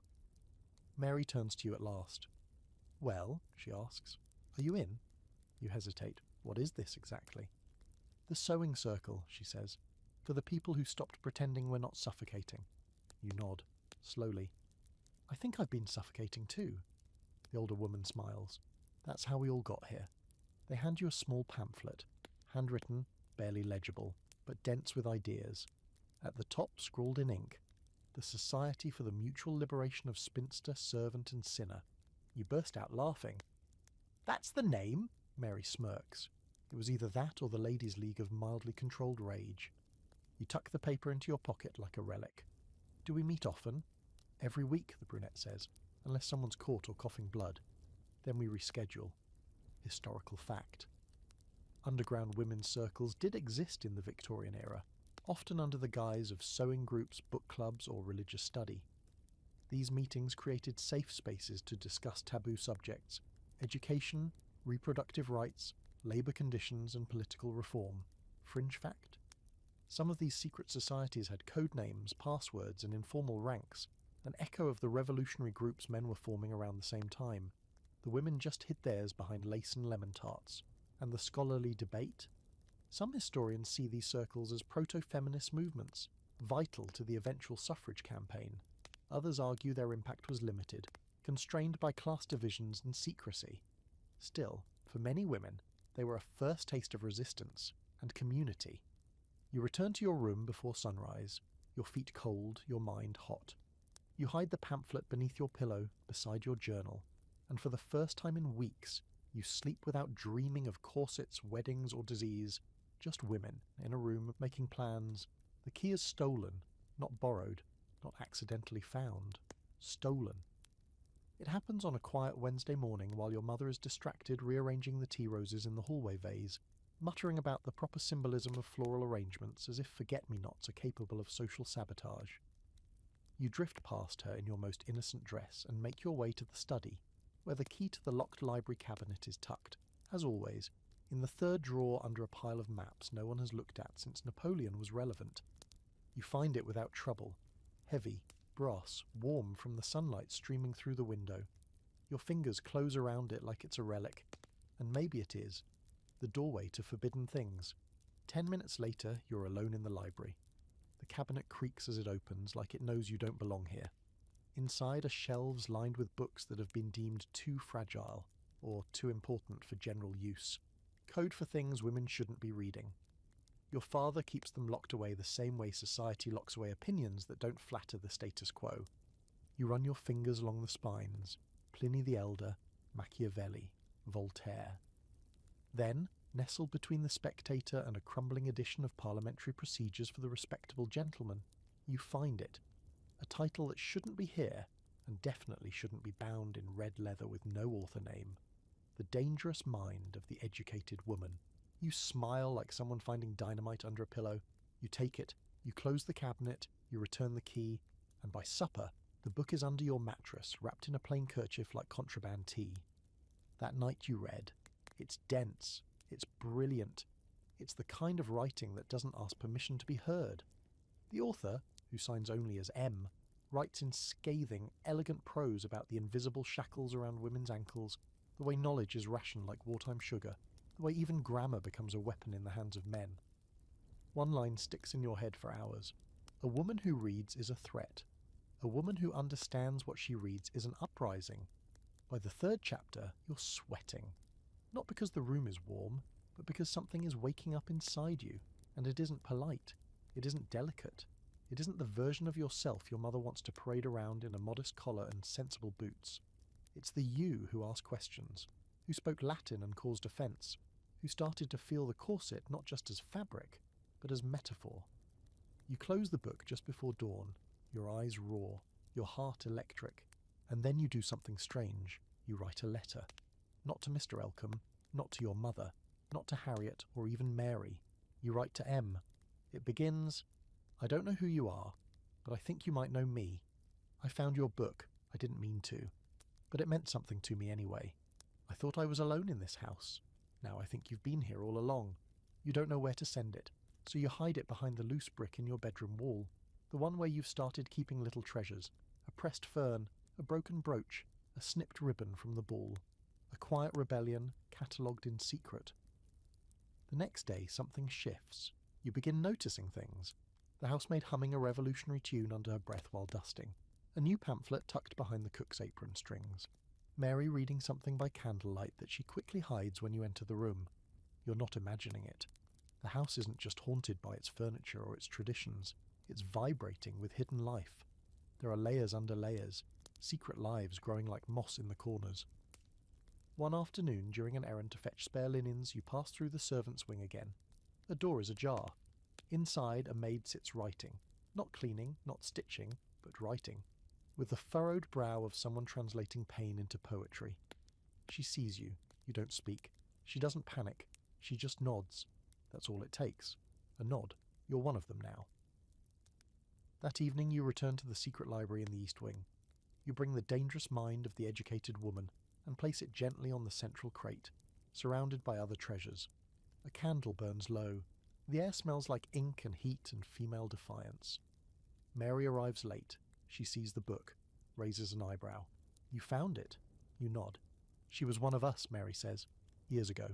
Who? M, she says. Your great-aunt Belinda. You blink. The one I'm having tea with tomorrow? Mary nods. Ask her what she burned in 1848. You stare at the book. She wrote this? She started it, Mary says. We've been adding ever since. Your hands tremble slightly, not from fear, but from proximity to something ancient and alive. That night you write. There's a whole world beneath the world they show us. It has its own books, its own rules, its own secret passwords, and its own courage. I thought I was alone. I'm not. I thought they were the ones with power. They're not. Historical fact. Many Victorian women who were denied formal education created informal networks of intellectual exchange. Books were passed hand to hand, and secret reading circles flourished in attics, sculleries, and even laundry rooms. Fringe fact. Some of these women annotated books for future readers, leaving behind marginalia, tiny handwritten notes that turned each volume into a conversation across generations. Scholars have found entire arguments scrawled in the margins of Paradise Lost. And the scholarly debate, were these underground literary movements widespread or rare exceptions? The truth is obscured by time and secrecy. But what's undeniable is that where access was denied, women carved their own doors. The next morning you wake up with ink on your fingers and a book in your hands, and for the first time you don't feel like a girl playing dress-up in a world that doesn't fit. You feel like the author of something entirely new. You never thought you'd hear the word hysteria used in a sentence that didn't involve a doctor, a couch, or something you said that made a man uncomfortable. But here it is, floating casually out of Aunt Belinda's mouth like steam from a teacup.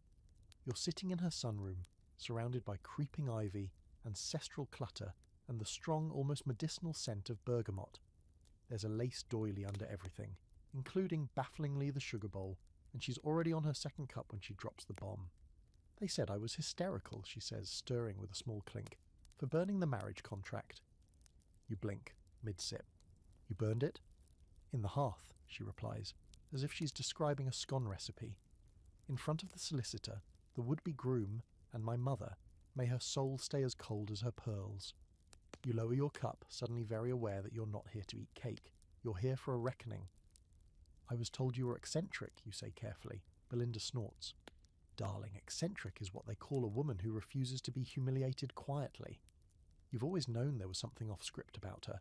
She lives alone, for one, unmarried, unapologetically wealthy, and fond of saying things like, well, he had a lovely jawline, but not much else going on behind it.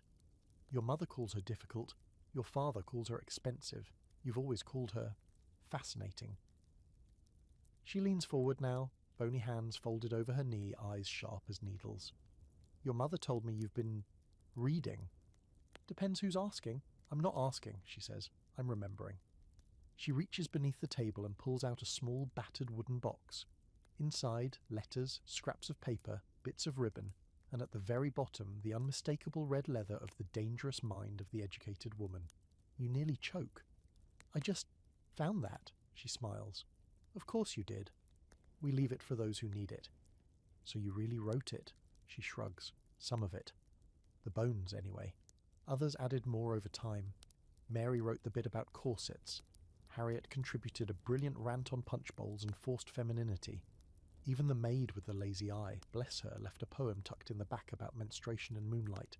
You gape. This entire house is full of revolutionaries. Oh, darling, Belinda says, every house is. There's a long pause. So what happened after you burned the contract? She sips her tea. He left. My mother wept. The solicitor returned with a new bride-to-be a month later, and the world kept turning. But I didn't marry. I built this house, I bought this furniture, and I learned to live without anyone deciding what I should wear or when I should smile. But weren't you afraid? She shrugs again. Of course I was. I still am. Every day. But I'd rather be afraid and free than comfortable and caged. You look down at your own hands resting in your lap and think of all the things you've been afraid of. Spinsterhood, disgrace, bad water, whispered gossip, soft refusals. All of it seems smaller now. She watches you for a moment, then says, They'll never hand us power. You know that, right? I'm starting to. That's why we take it where we can, she continues. In the drawing rooms, in the libraries, in the dark places, and sometimes, she leans forward, lowering her voice, in scandal. You raise an eyebrow. Scandal? Oh yes, she grins. My favourite method. You spend the rest of the afternoon going through the box with her, reading letters written in furious script, some unsigned, others with names you recognise. Women from every station, titled ladies, maids, governesses, even one midwife who once delivered a duke's illegitimate child and then disappeared into a boarding house with a baby and a pistol. We called ourselves the Daughters of the Drawer, Belinda says, lifting the false bottom of the box to reveal yet more pages, because we always kept our words hidden. But you didn't stop writing. Of course not, because someday someone like you would come along, you swallow, and what if I mess it up? You will, she says. We all do. But the point isn't to be perfect, it's to be awake. There's silence between you, heavy but not uncomfortable, the kind that sits like a warm shawl over both your shoulders. Then she says, So, what are you going to do next? You don't answer right away. You're too busy imagining the possibilities. Later that evening, back in your own room, you pull the loose brick aside again. You place a new page in your journal, and for the first time you sign your name not just with your initials, but with the kind of flourish reserved for declarations. I will not be reduced to patience. I will not be measured in teacups or judged by my stitch length. I have seen the map beneath the wallpaper. I know the way out. I will not go quietly. Historical fact. Victorian women were frequently diagnosed with hysteria for acts of rebellion, sexual autonomy, or even just strong opinions. Treatments range from bed rest to institutionalization. Some women use the diagnosis strategically to gain solitude or avoid unwanted marriages. Fringe fact. Some so-called hysterics were in fact writers, thinkers, or proto-activists. Their letters and journals, long dismissed as symptoms, have become key documents in feminist historical study.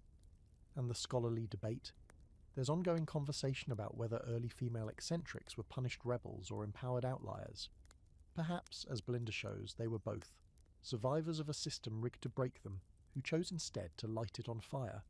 You stare at your own handwriting for a long while, then tuck the page behind the brick and replace it. Tomorrow, you think, something will begin. You don't know what yet, but you know it will be yours. There's no warning, no omens in the tea leaves, no shift in the wind. Just a soft knock at the drawing room door on a perfectly average afternoon, and your mother standing, with both hope and calculation bleeding through her voice, saying, It's him. You already know who she means, Mr. Elcombe. Of course it's Mr. Elcombe. The visit is unexpected, which means it's serious. Visits only become surprises when men intend to propose or confess to embezzlement, and considering he's not sweating through his hat this time, it's almost certainly the former.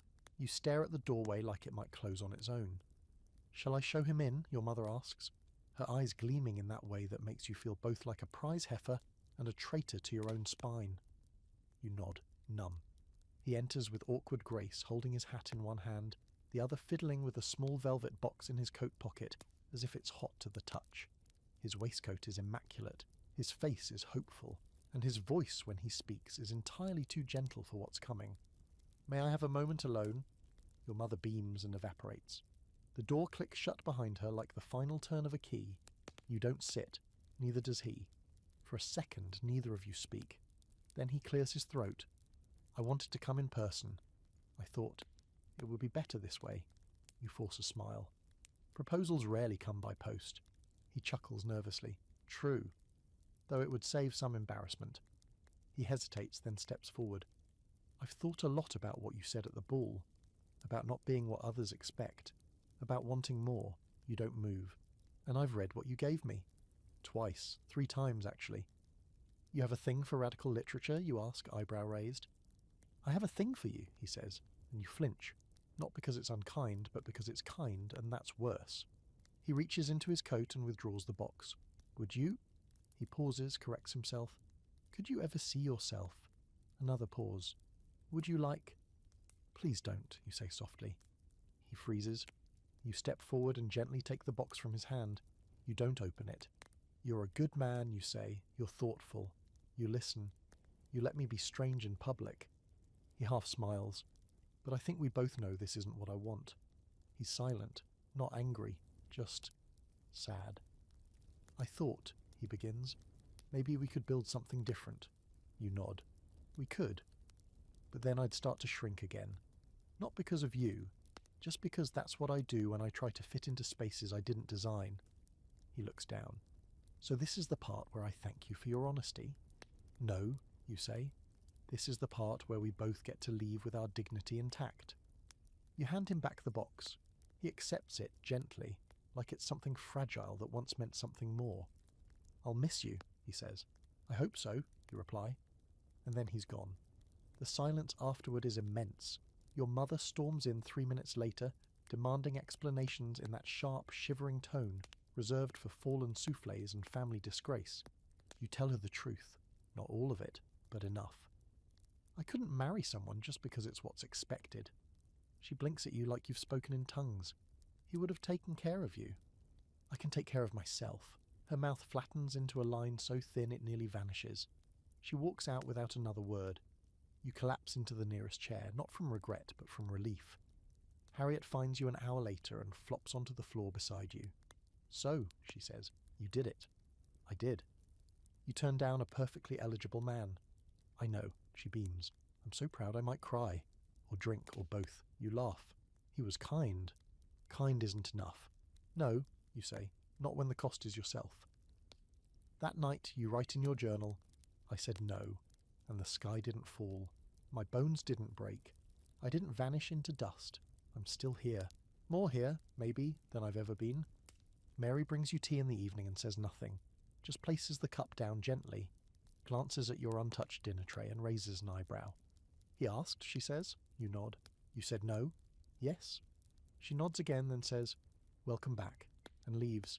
The next day, word gets out. You're not sure how, but suddenly the entire town seems to know you turned down a proposal. The reaction is swift, predictable, and entirely theatrical. Mrs. Eliza Hartnell cuts you in the market. Lady Marjorie sends a note of vague disapproval written in perfect copperplate, which you hang on your mirror like a medal. Your mother receives no fewer than 6 letters of concern and 1 gentle offer to send you to a retreat for recentering one's feminine priorities. Your father mutters something about spinsterdom and the perils of Greek education over the newspaper, but you stop listening after the second sigh, and then, amid the gossip and the cold stares, something else happens. 3 days after the proposal, you receive a letter. It's unsigned, but the handwriting is unmistakable. M's. You made the right choice. I did too, and it was the beginning of everything. M. You smile, fold the letter, tuck it into the brick with the others. Historical fact. Victorian women who declined marriage proposals were often ostracized, or pitied. Being unmarried by a certain age carried social consequences, and spinster wasn't just a status, it was a stigma. Fringe fact? Some women who rejected suitors went on to form Boston marriages, partnerships with other women for companionship, support and freedom, though not always romantic. These relationships, often hidden in plain sight, were quietly subversive. And the scholarly debate? There's ongoing discourse about whether refusing marriage was an act of independence or isolation. For many it was both, an escape from one kind of prison into the uncertain wilderness of selfhood. You close your journal with a soft thud, and for the first time you feel no need to apologize for choosing yourself. You've been watching the cracks in the ceiling for an hour when the knock comes. Not the polite kind, not the kind that says visiting hours or do come in for tea. No, this knock is coded. 2 quick raps, a pause, then 1 slow drag, more scrape than tap. You sit up instantly. You recognise the pattern. Mary told you once, half joking, that this was the summons. You thought she was being dramatic. You should have known better. You rise from bed, still half-dressed from the long, dull dinner your mother insisted on hosting, despite the scandal still warming your seat at the village gossip table. Harriet had called it a strategic reassertion of virtue. You called it a waste of pudding. The hallway is dark, everyone asleep, or pretending to be. You tiptoe past the ancestral portraits with their disapproving eyes, and through the second corridor toward the east wing. The air grows cooler there, the carpet thinner, the scent of lavender replaced by candle wax and ink. When you reach the old sewing room, now unofficially the headquarters of the least recognised revolution in the county, it's already half full. 8 women, all ages, all ranks. A lady's maid sits beside a merchant's widow. Harriet's here, of course, hair pinned up like a crown of sarcasm. Mary is by the window, arms folded, and in the centre, standing like a general before a council, is Belinda. She raises an eyebrow when she sees you. "About time." You blink. "I wasn't late." "No," she replies, "but you're ready." Someone closes the door. The lock clicks. A lantern is lit and passed behind a thin cloth to muffle the glow. It casts the room in warm, secret gold. Around the circle, faces look tired but determined. Belinda doesn't waste time. "We have a problem," she says, pulling a folded newspaper from her coat and laying it flat on the table. The headline is small, barely noticeable, tucked beneath a wedding announcement and a shipping report. But you see it. Local printing house fined for indecent materials. 1 employee arrested. Mary curses under her breath. Harriet's jaw tightens. "Which printing house?" "The one on Lantern Lane," Belinda replies. "They printed our last run." You swallow. "Of the pamphlets?" Mary nods grimly. "They caught someone with a stack of them." He talked. A wave of unease shivers through the room. Belinda raises her hand. "No names were mentioned, but it's only a matter of time. If they trace it back to us, even indirectly." "What happens?" you ask, though you already know. "Prison, maybe," Harriet says, "or worse, depending on who gets dragged into it." Your mind spins. You think of the cabinet in the library, the red book, the letters under your brick, the whispers in this very room. And then you say, before you even mean to, "So we need to go deeper underground." Every head turns toward you. You take a breath. "We need new names, a new press, a new distribution method, something they won't see coming." Mary crosses her arms, half amused. "And how do you suggest we do that?" You sit straighter. "We use the drawing rooms." There's a pause. Harriet cackles softly. "You want to smuggle sedition through tea service?" "Exactly," you say. "No one suspects polite society. The better behaved we look, the more dangerous we can be. We hide it in recipe cards, book club notes, embroidery samplers." Belinda grins, wide and wicked. A secret society of spinsters and spoon-fed saboteurs. I love it. The others start to nod. Ideas bounce across the circle. What about church newsletters? What about under the labels of jam jars? I know a housemaid in Lord Redley's manor. She's bored senseless and hates him. You watch it bloom. Right there. Resistance in real time. Not loud, not bloody, but methodical, quiet, strategic, dangerous. By the end of the hour you have a plan, a new name, a code phrase. I heard the lavenders late this year. A symbol, a thistle embroidered near the hem. Not obvious, not loud, but consistent. Harriet draws it in the corner of her handkerchief, a tiny thorny blossom. You add one to your own, a stitched secret between you and the dozen others in this room, and whoever else joins you. As the meeting dissolves into whispers and dispersal, Mary walks beside you down the hall. "You realise what this means, don't you?" she says. "That we're in trouble?" She shakes her head. "That we're in history?" You smile. "Only if we win." She pauses at the stair. "You're not who you were when you arrived." "No," you admit. "I'm not even sure who I was then." She nods. "Good." You return to your room and slide the brick aside. You pull out the journal, the pamphlets, the letters. One by one, you copy them, by hand, onto new pages. Carefully, in smaller handwriting, condensed, hidden. You sew the copies into the lining of your coat, one section beneath the hem, one along the inner collar, the last beneath the sleeve. If they come, if they search your things, they won't find your mind. They won't know you carry a manifesto against your skin. You write. They think we're sewing. We are. but not what they imagine. We're stitching resistance into our sleeves, threading fury into our napkins. Our fingers are tired, but not idle. We're making something sharp, and soon it will be ready. Historical fact. Secret female societies in the 19th century often used domestic crafts as covers for activism. Quilts with hidden codes, samplers stitched with double meanings, and gatherings that masqueraded as innocent social calls were used to spread forbidden texts and ideas. Fringe fact. One known suffragist once passed coded political documents inside the lining of her hat and managed to cross 3 counties undetected. When asked why she wore it indoors, she simply replied, "Bad hair day." And the scholarly debate? Some argue these methods were too passive, too easily overlooked, but others see them as acts of brilliance, turning the expectations of femininity into a weapon, making the domestic sphere a launchpad for dissent. You slip the final stitched pamphlet into your sleeve. You don't need applause, or headlines, or permission. You have thread, ink, and fire. That will be enough. It begins, like most disasters in polite society, with a spoon dropped on the floor. You're at Lady Fawn's monthly, morally uplifting luncheon, a ghastly affair with weak consommé and strong opinions, when it happens. Someone fumbles the silver, a clatter echoes off the marble floor, and in the stiff silence that follows you hear it, clear as a bell. Harriet across the table, turning to the woman beside her and saying, "I heard the lavender's late this year." There's a beat. Then the woman, a quiet, severe-looking widow with a shawl the colour of dead pigeons, nods. Quite late. But they say the thistle's early. You try not to choke on your soup, the code phrase, the callback, in public, at a table surrounded by women who have entire nervous collapses if someone mentions pants. You glance at Harriet. She's sipping her tea like nothing happened, but her eyes flick to you for just a second, just long enough to confirm, yes, this is happening. And then, of course, it spirals.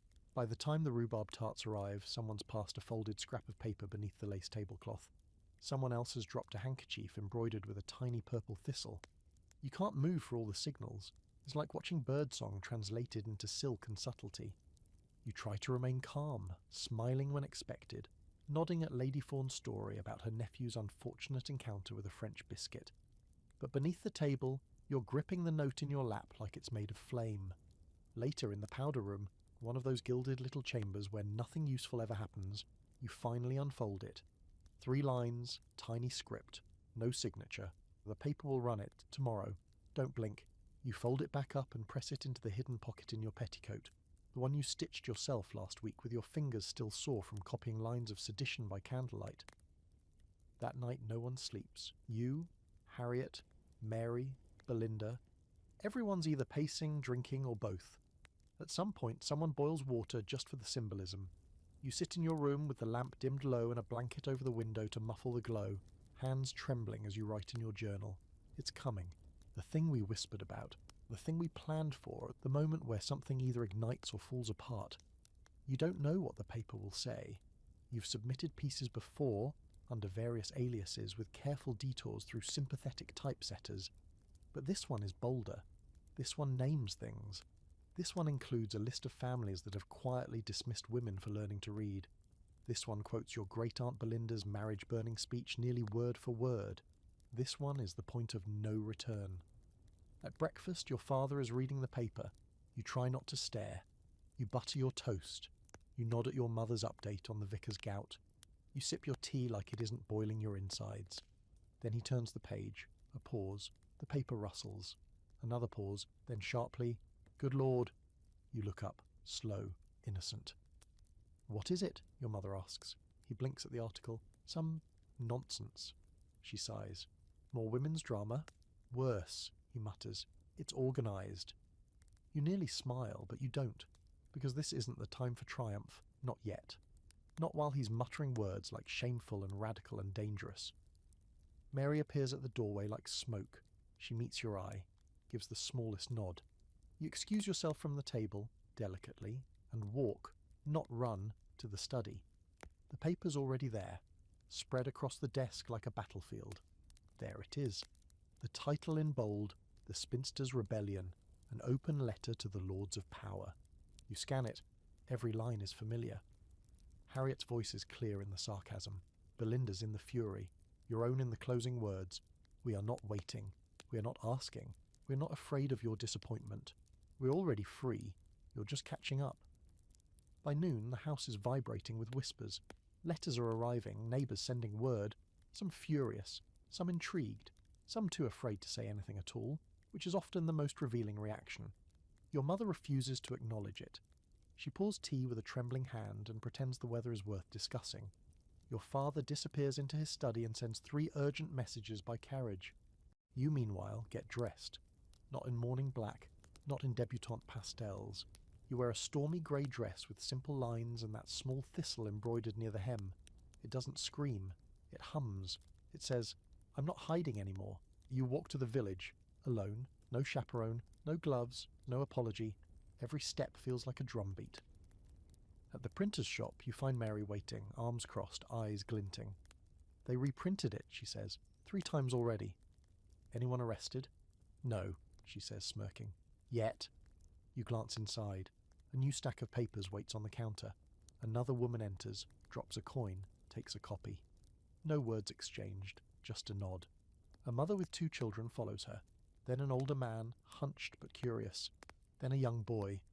You stay outside watching the line form. No banners, no speeches, just movement. You write later that night. This isn't the revolution they expect. It doesn't shout, it doesn't bleed, it gathers, it circles, it grows in the quiet. And when it's ready, it sings. Historical fact. By the late 19th century, women's rights movements in England were moving from whispers to action. Petitions, protests, and published essays flooded into public discourse, often authored anonymously or under pseudonyms to avoid backlash. Fringe fact. Some radical publications were bound into false covers, sermons, hymnals, even cookbooks, to bypass censorship. Entire print runs vanished in days, handed off in train stations and market stalls. And the scholarly debate, did these writings truly shift public opinion, or were they mostly for the converted? Scholars argue both, but most agree. The public shaming of silence helped make noise louder. You sleep deeply that night for the first time in weeks. The kind of sleep that follows doing something you can't take back, and wouldn't want to.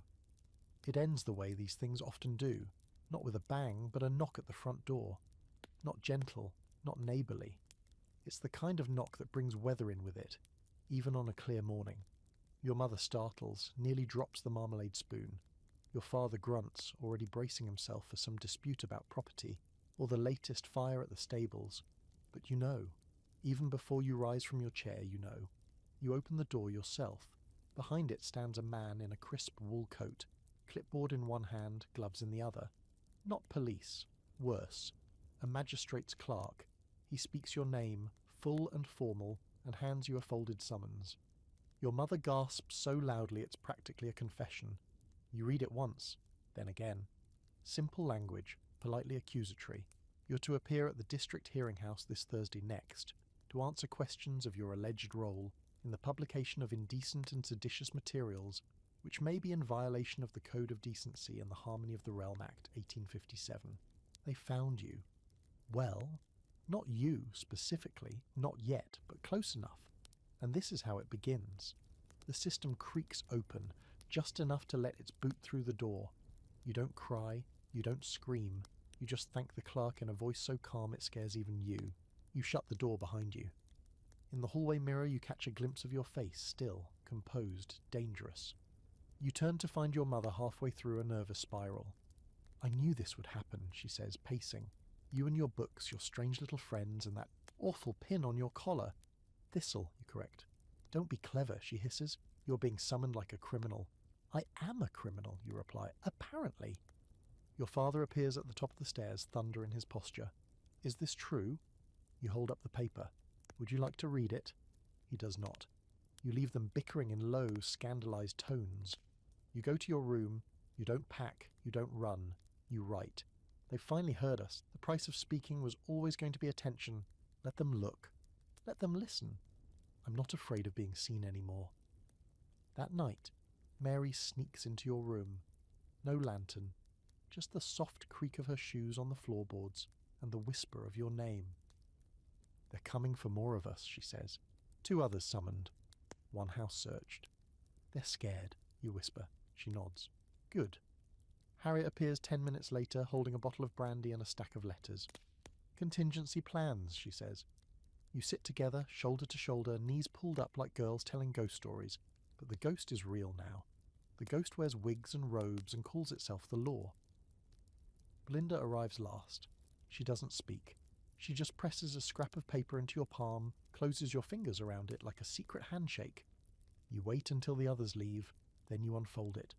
You're not the first, you will not be the last. Speak clearly, smile rarely, and remember, they fear you because you make sense. The day of the hearing is cold and grey, as if the sky is trying to stay neutral. You wear the grey dress again, the one with the thistle. You don't powder your face, you don't pinch your cheeks pink, you look like yourself. For once that feels like armour. The hearing house is crowded, more than you expected.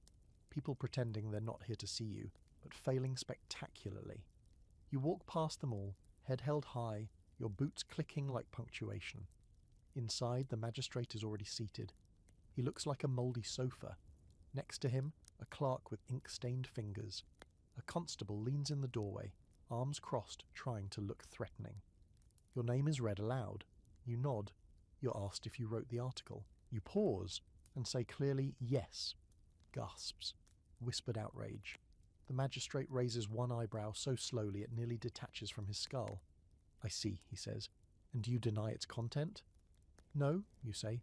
"I wrote what I believe." "You admit," he says carefully, "to publishing indecent materials under false names?" You smile, just a little. "I admit to publishing truths under names that wouldn't get me killed." There's a pause. It stretches. Then, like a crack, a voice from the back of the gallery speaks up. "She's not the only one." You turn. It's a woman. You've never seen her before. Modest dress, eyes like fire. Then another stands. "I helped distribute it." Then another. "I funded it." One by one, like dominoes made of defiance. Harriet stands. Belinda, Mary, women from the market. A few men too. Not many, but enough. The room tips. The magistrate blinks rapidly. "This is not a forum." "But it is," you say. "Isn't that what a hearing is? A place to listen?" He sputters. You continue. "We've heard you our entire lives. Now perhaps you'll return the favour. You're dismissed, not jailed, not fined, not cleared either. A hearing, not a trial. They'll review the matter. You walk out free, but watched." That evening the newspaper publishes a follow-up. 27 stand behind Spinster's rebellion. The name sticks. You and your friends, the society that grew from dust and thistles in a little red book. You're no longer hidden. You're the thing in the open. Historical fact. The late 1800s saw the beginnings of organised protest by women across England, with increasing public visibility. Court appearances and legal pushback became battlegrounds, as the system attempted to silence growing demands. Fringe fact? Some suffragists who were brought before local courts would smuggle messages into their corsets, prepared for arrest. One famously revealed a stitched banner reading "I have no master" when unbuttoned for a search. And the scholarly debate? Was this resistance merely symbolic, or did it shift policy? The answer: it forced recognition. Once ignored, voices reach a courtroom. The silence has already cracked. That night you sit by your window and watch the street lamps flicker on. You write one final entry. "They tried to call us improper, but we made it a title. They called us disobedient, but we found each other. And now? We've made a sound they can't unhear. Let the others sleep. Let the rules rot. The Spinster's rebellion has only just begun. And so here you are, back in your bed, in your room, in a house that once felt like the centre of everything and now feels smaller, quieter, almost quaint. You're no longer the girl who woke up wondering how to survive a life of cardigans and compromise. You're something else now, something larger than the boundaries of polite society and painfully stitched corsets. You lie under your quilt, the one with the tiny thistle sewn into the corner, and listen to the hum of the evening. No shouts, no trials, just wind through the old oak and the creak of floorboards settling like an old woman into a chair. Peaceful, but not the kind of peace you once dreaded, the numbing kind. This is earned peace. A pause between battles, a breath, not a burial. The house is still full of ghosts, but they no longer scare you. You know their names now. You've read their words. You've added your own. You've joined the line of women who didn't burn themselves down to keep everyone else warm. who chose voice over silence, mess over perfection, thorns over petals. You sit up, light one last candle, write one last letter. Not to Belinda or Harriet or even Mary, but to yourself. To the girl who woke up in the wrong century and decided not to apologise for it. You thought this would be lonely. You were wrong. They were always here, waiting in the quiet, writing in the dark. You are not alone. You're not too much. You're exactly enough. And now you know how to begin. Outside, the world is still doing what it always does, pretending nothing's changed. But inside your mind, and in a dozen other drawing rooms, pantries and parlours across the county, something is smouldering. And someday soon, someone else will knock on a door, step into a dusty room and find a group of women waiting, with thread and books and sharp little smiles, because you woke up as a Victorian spinster, but you went to sleep as a legend.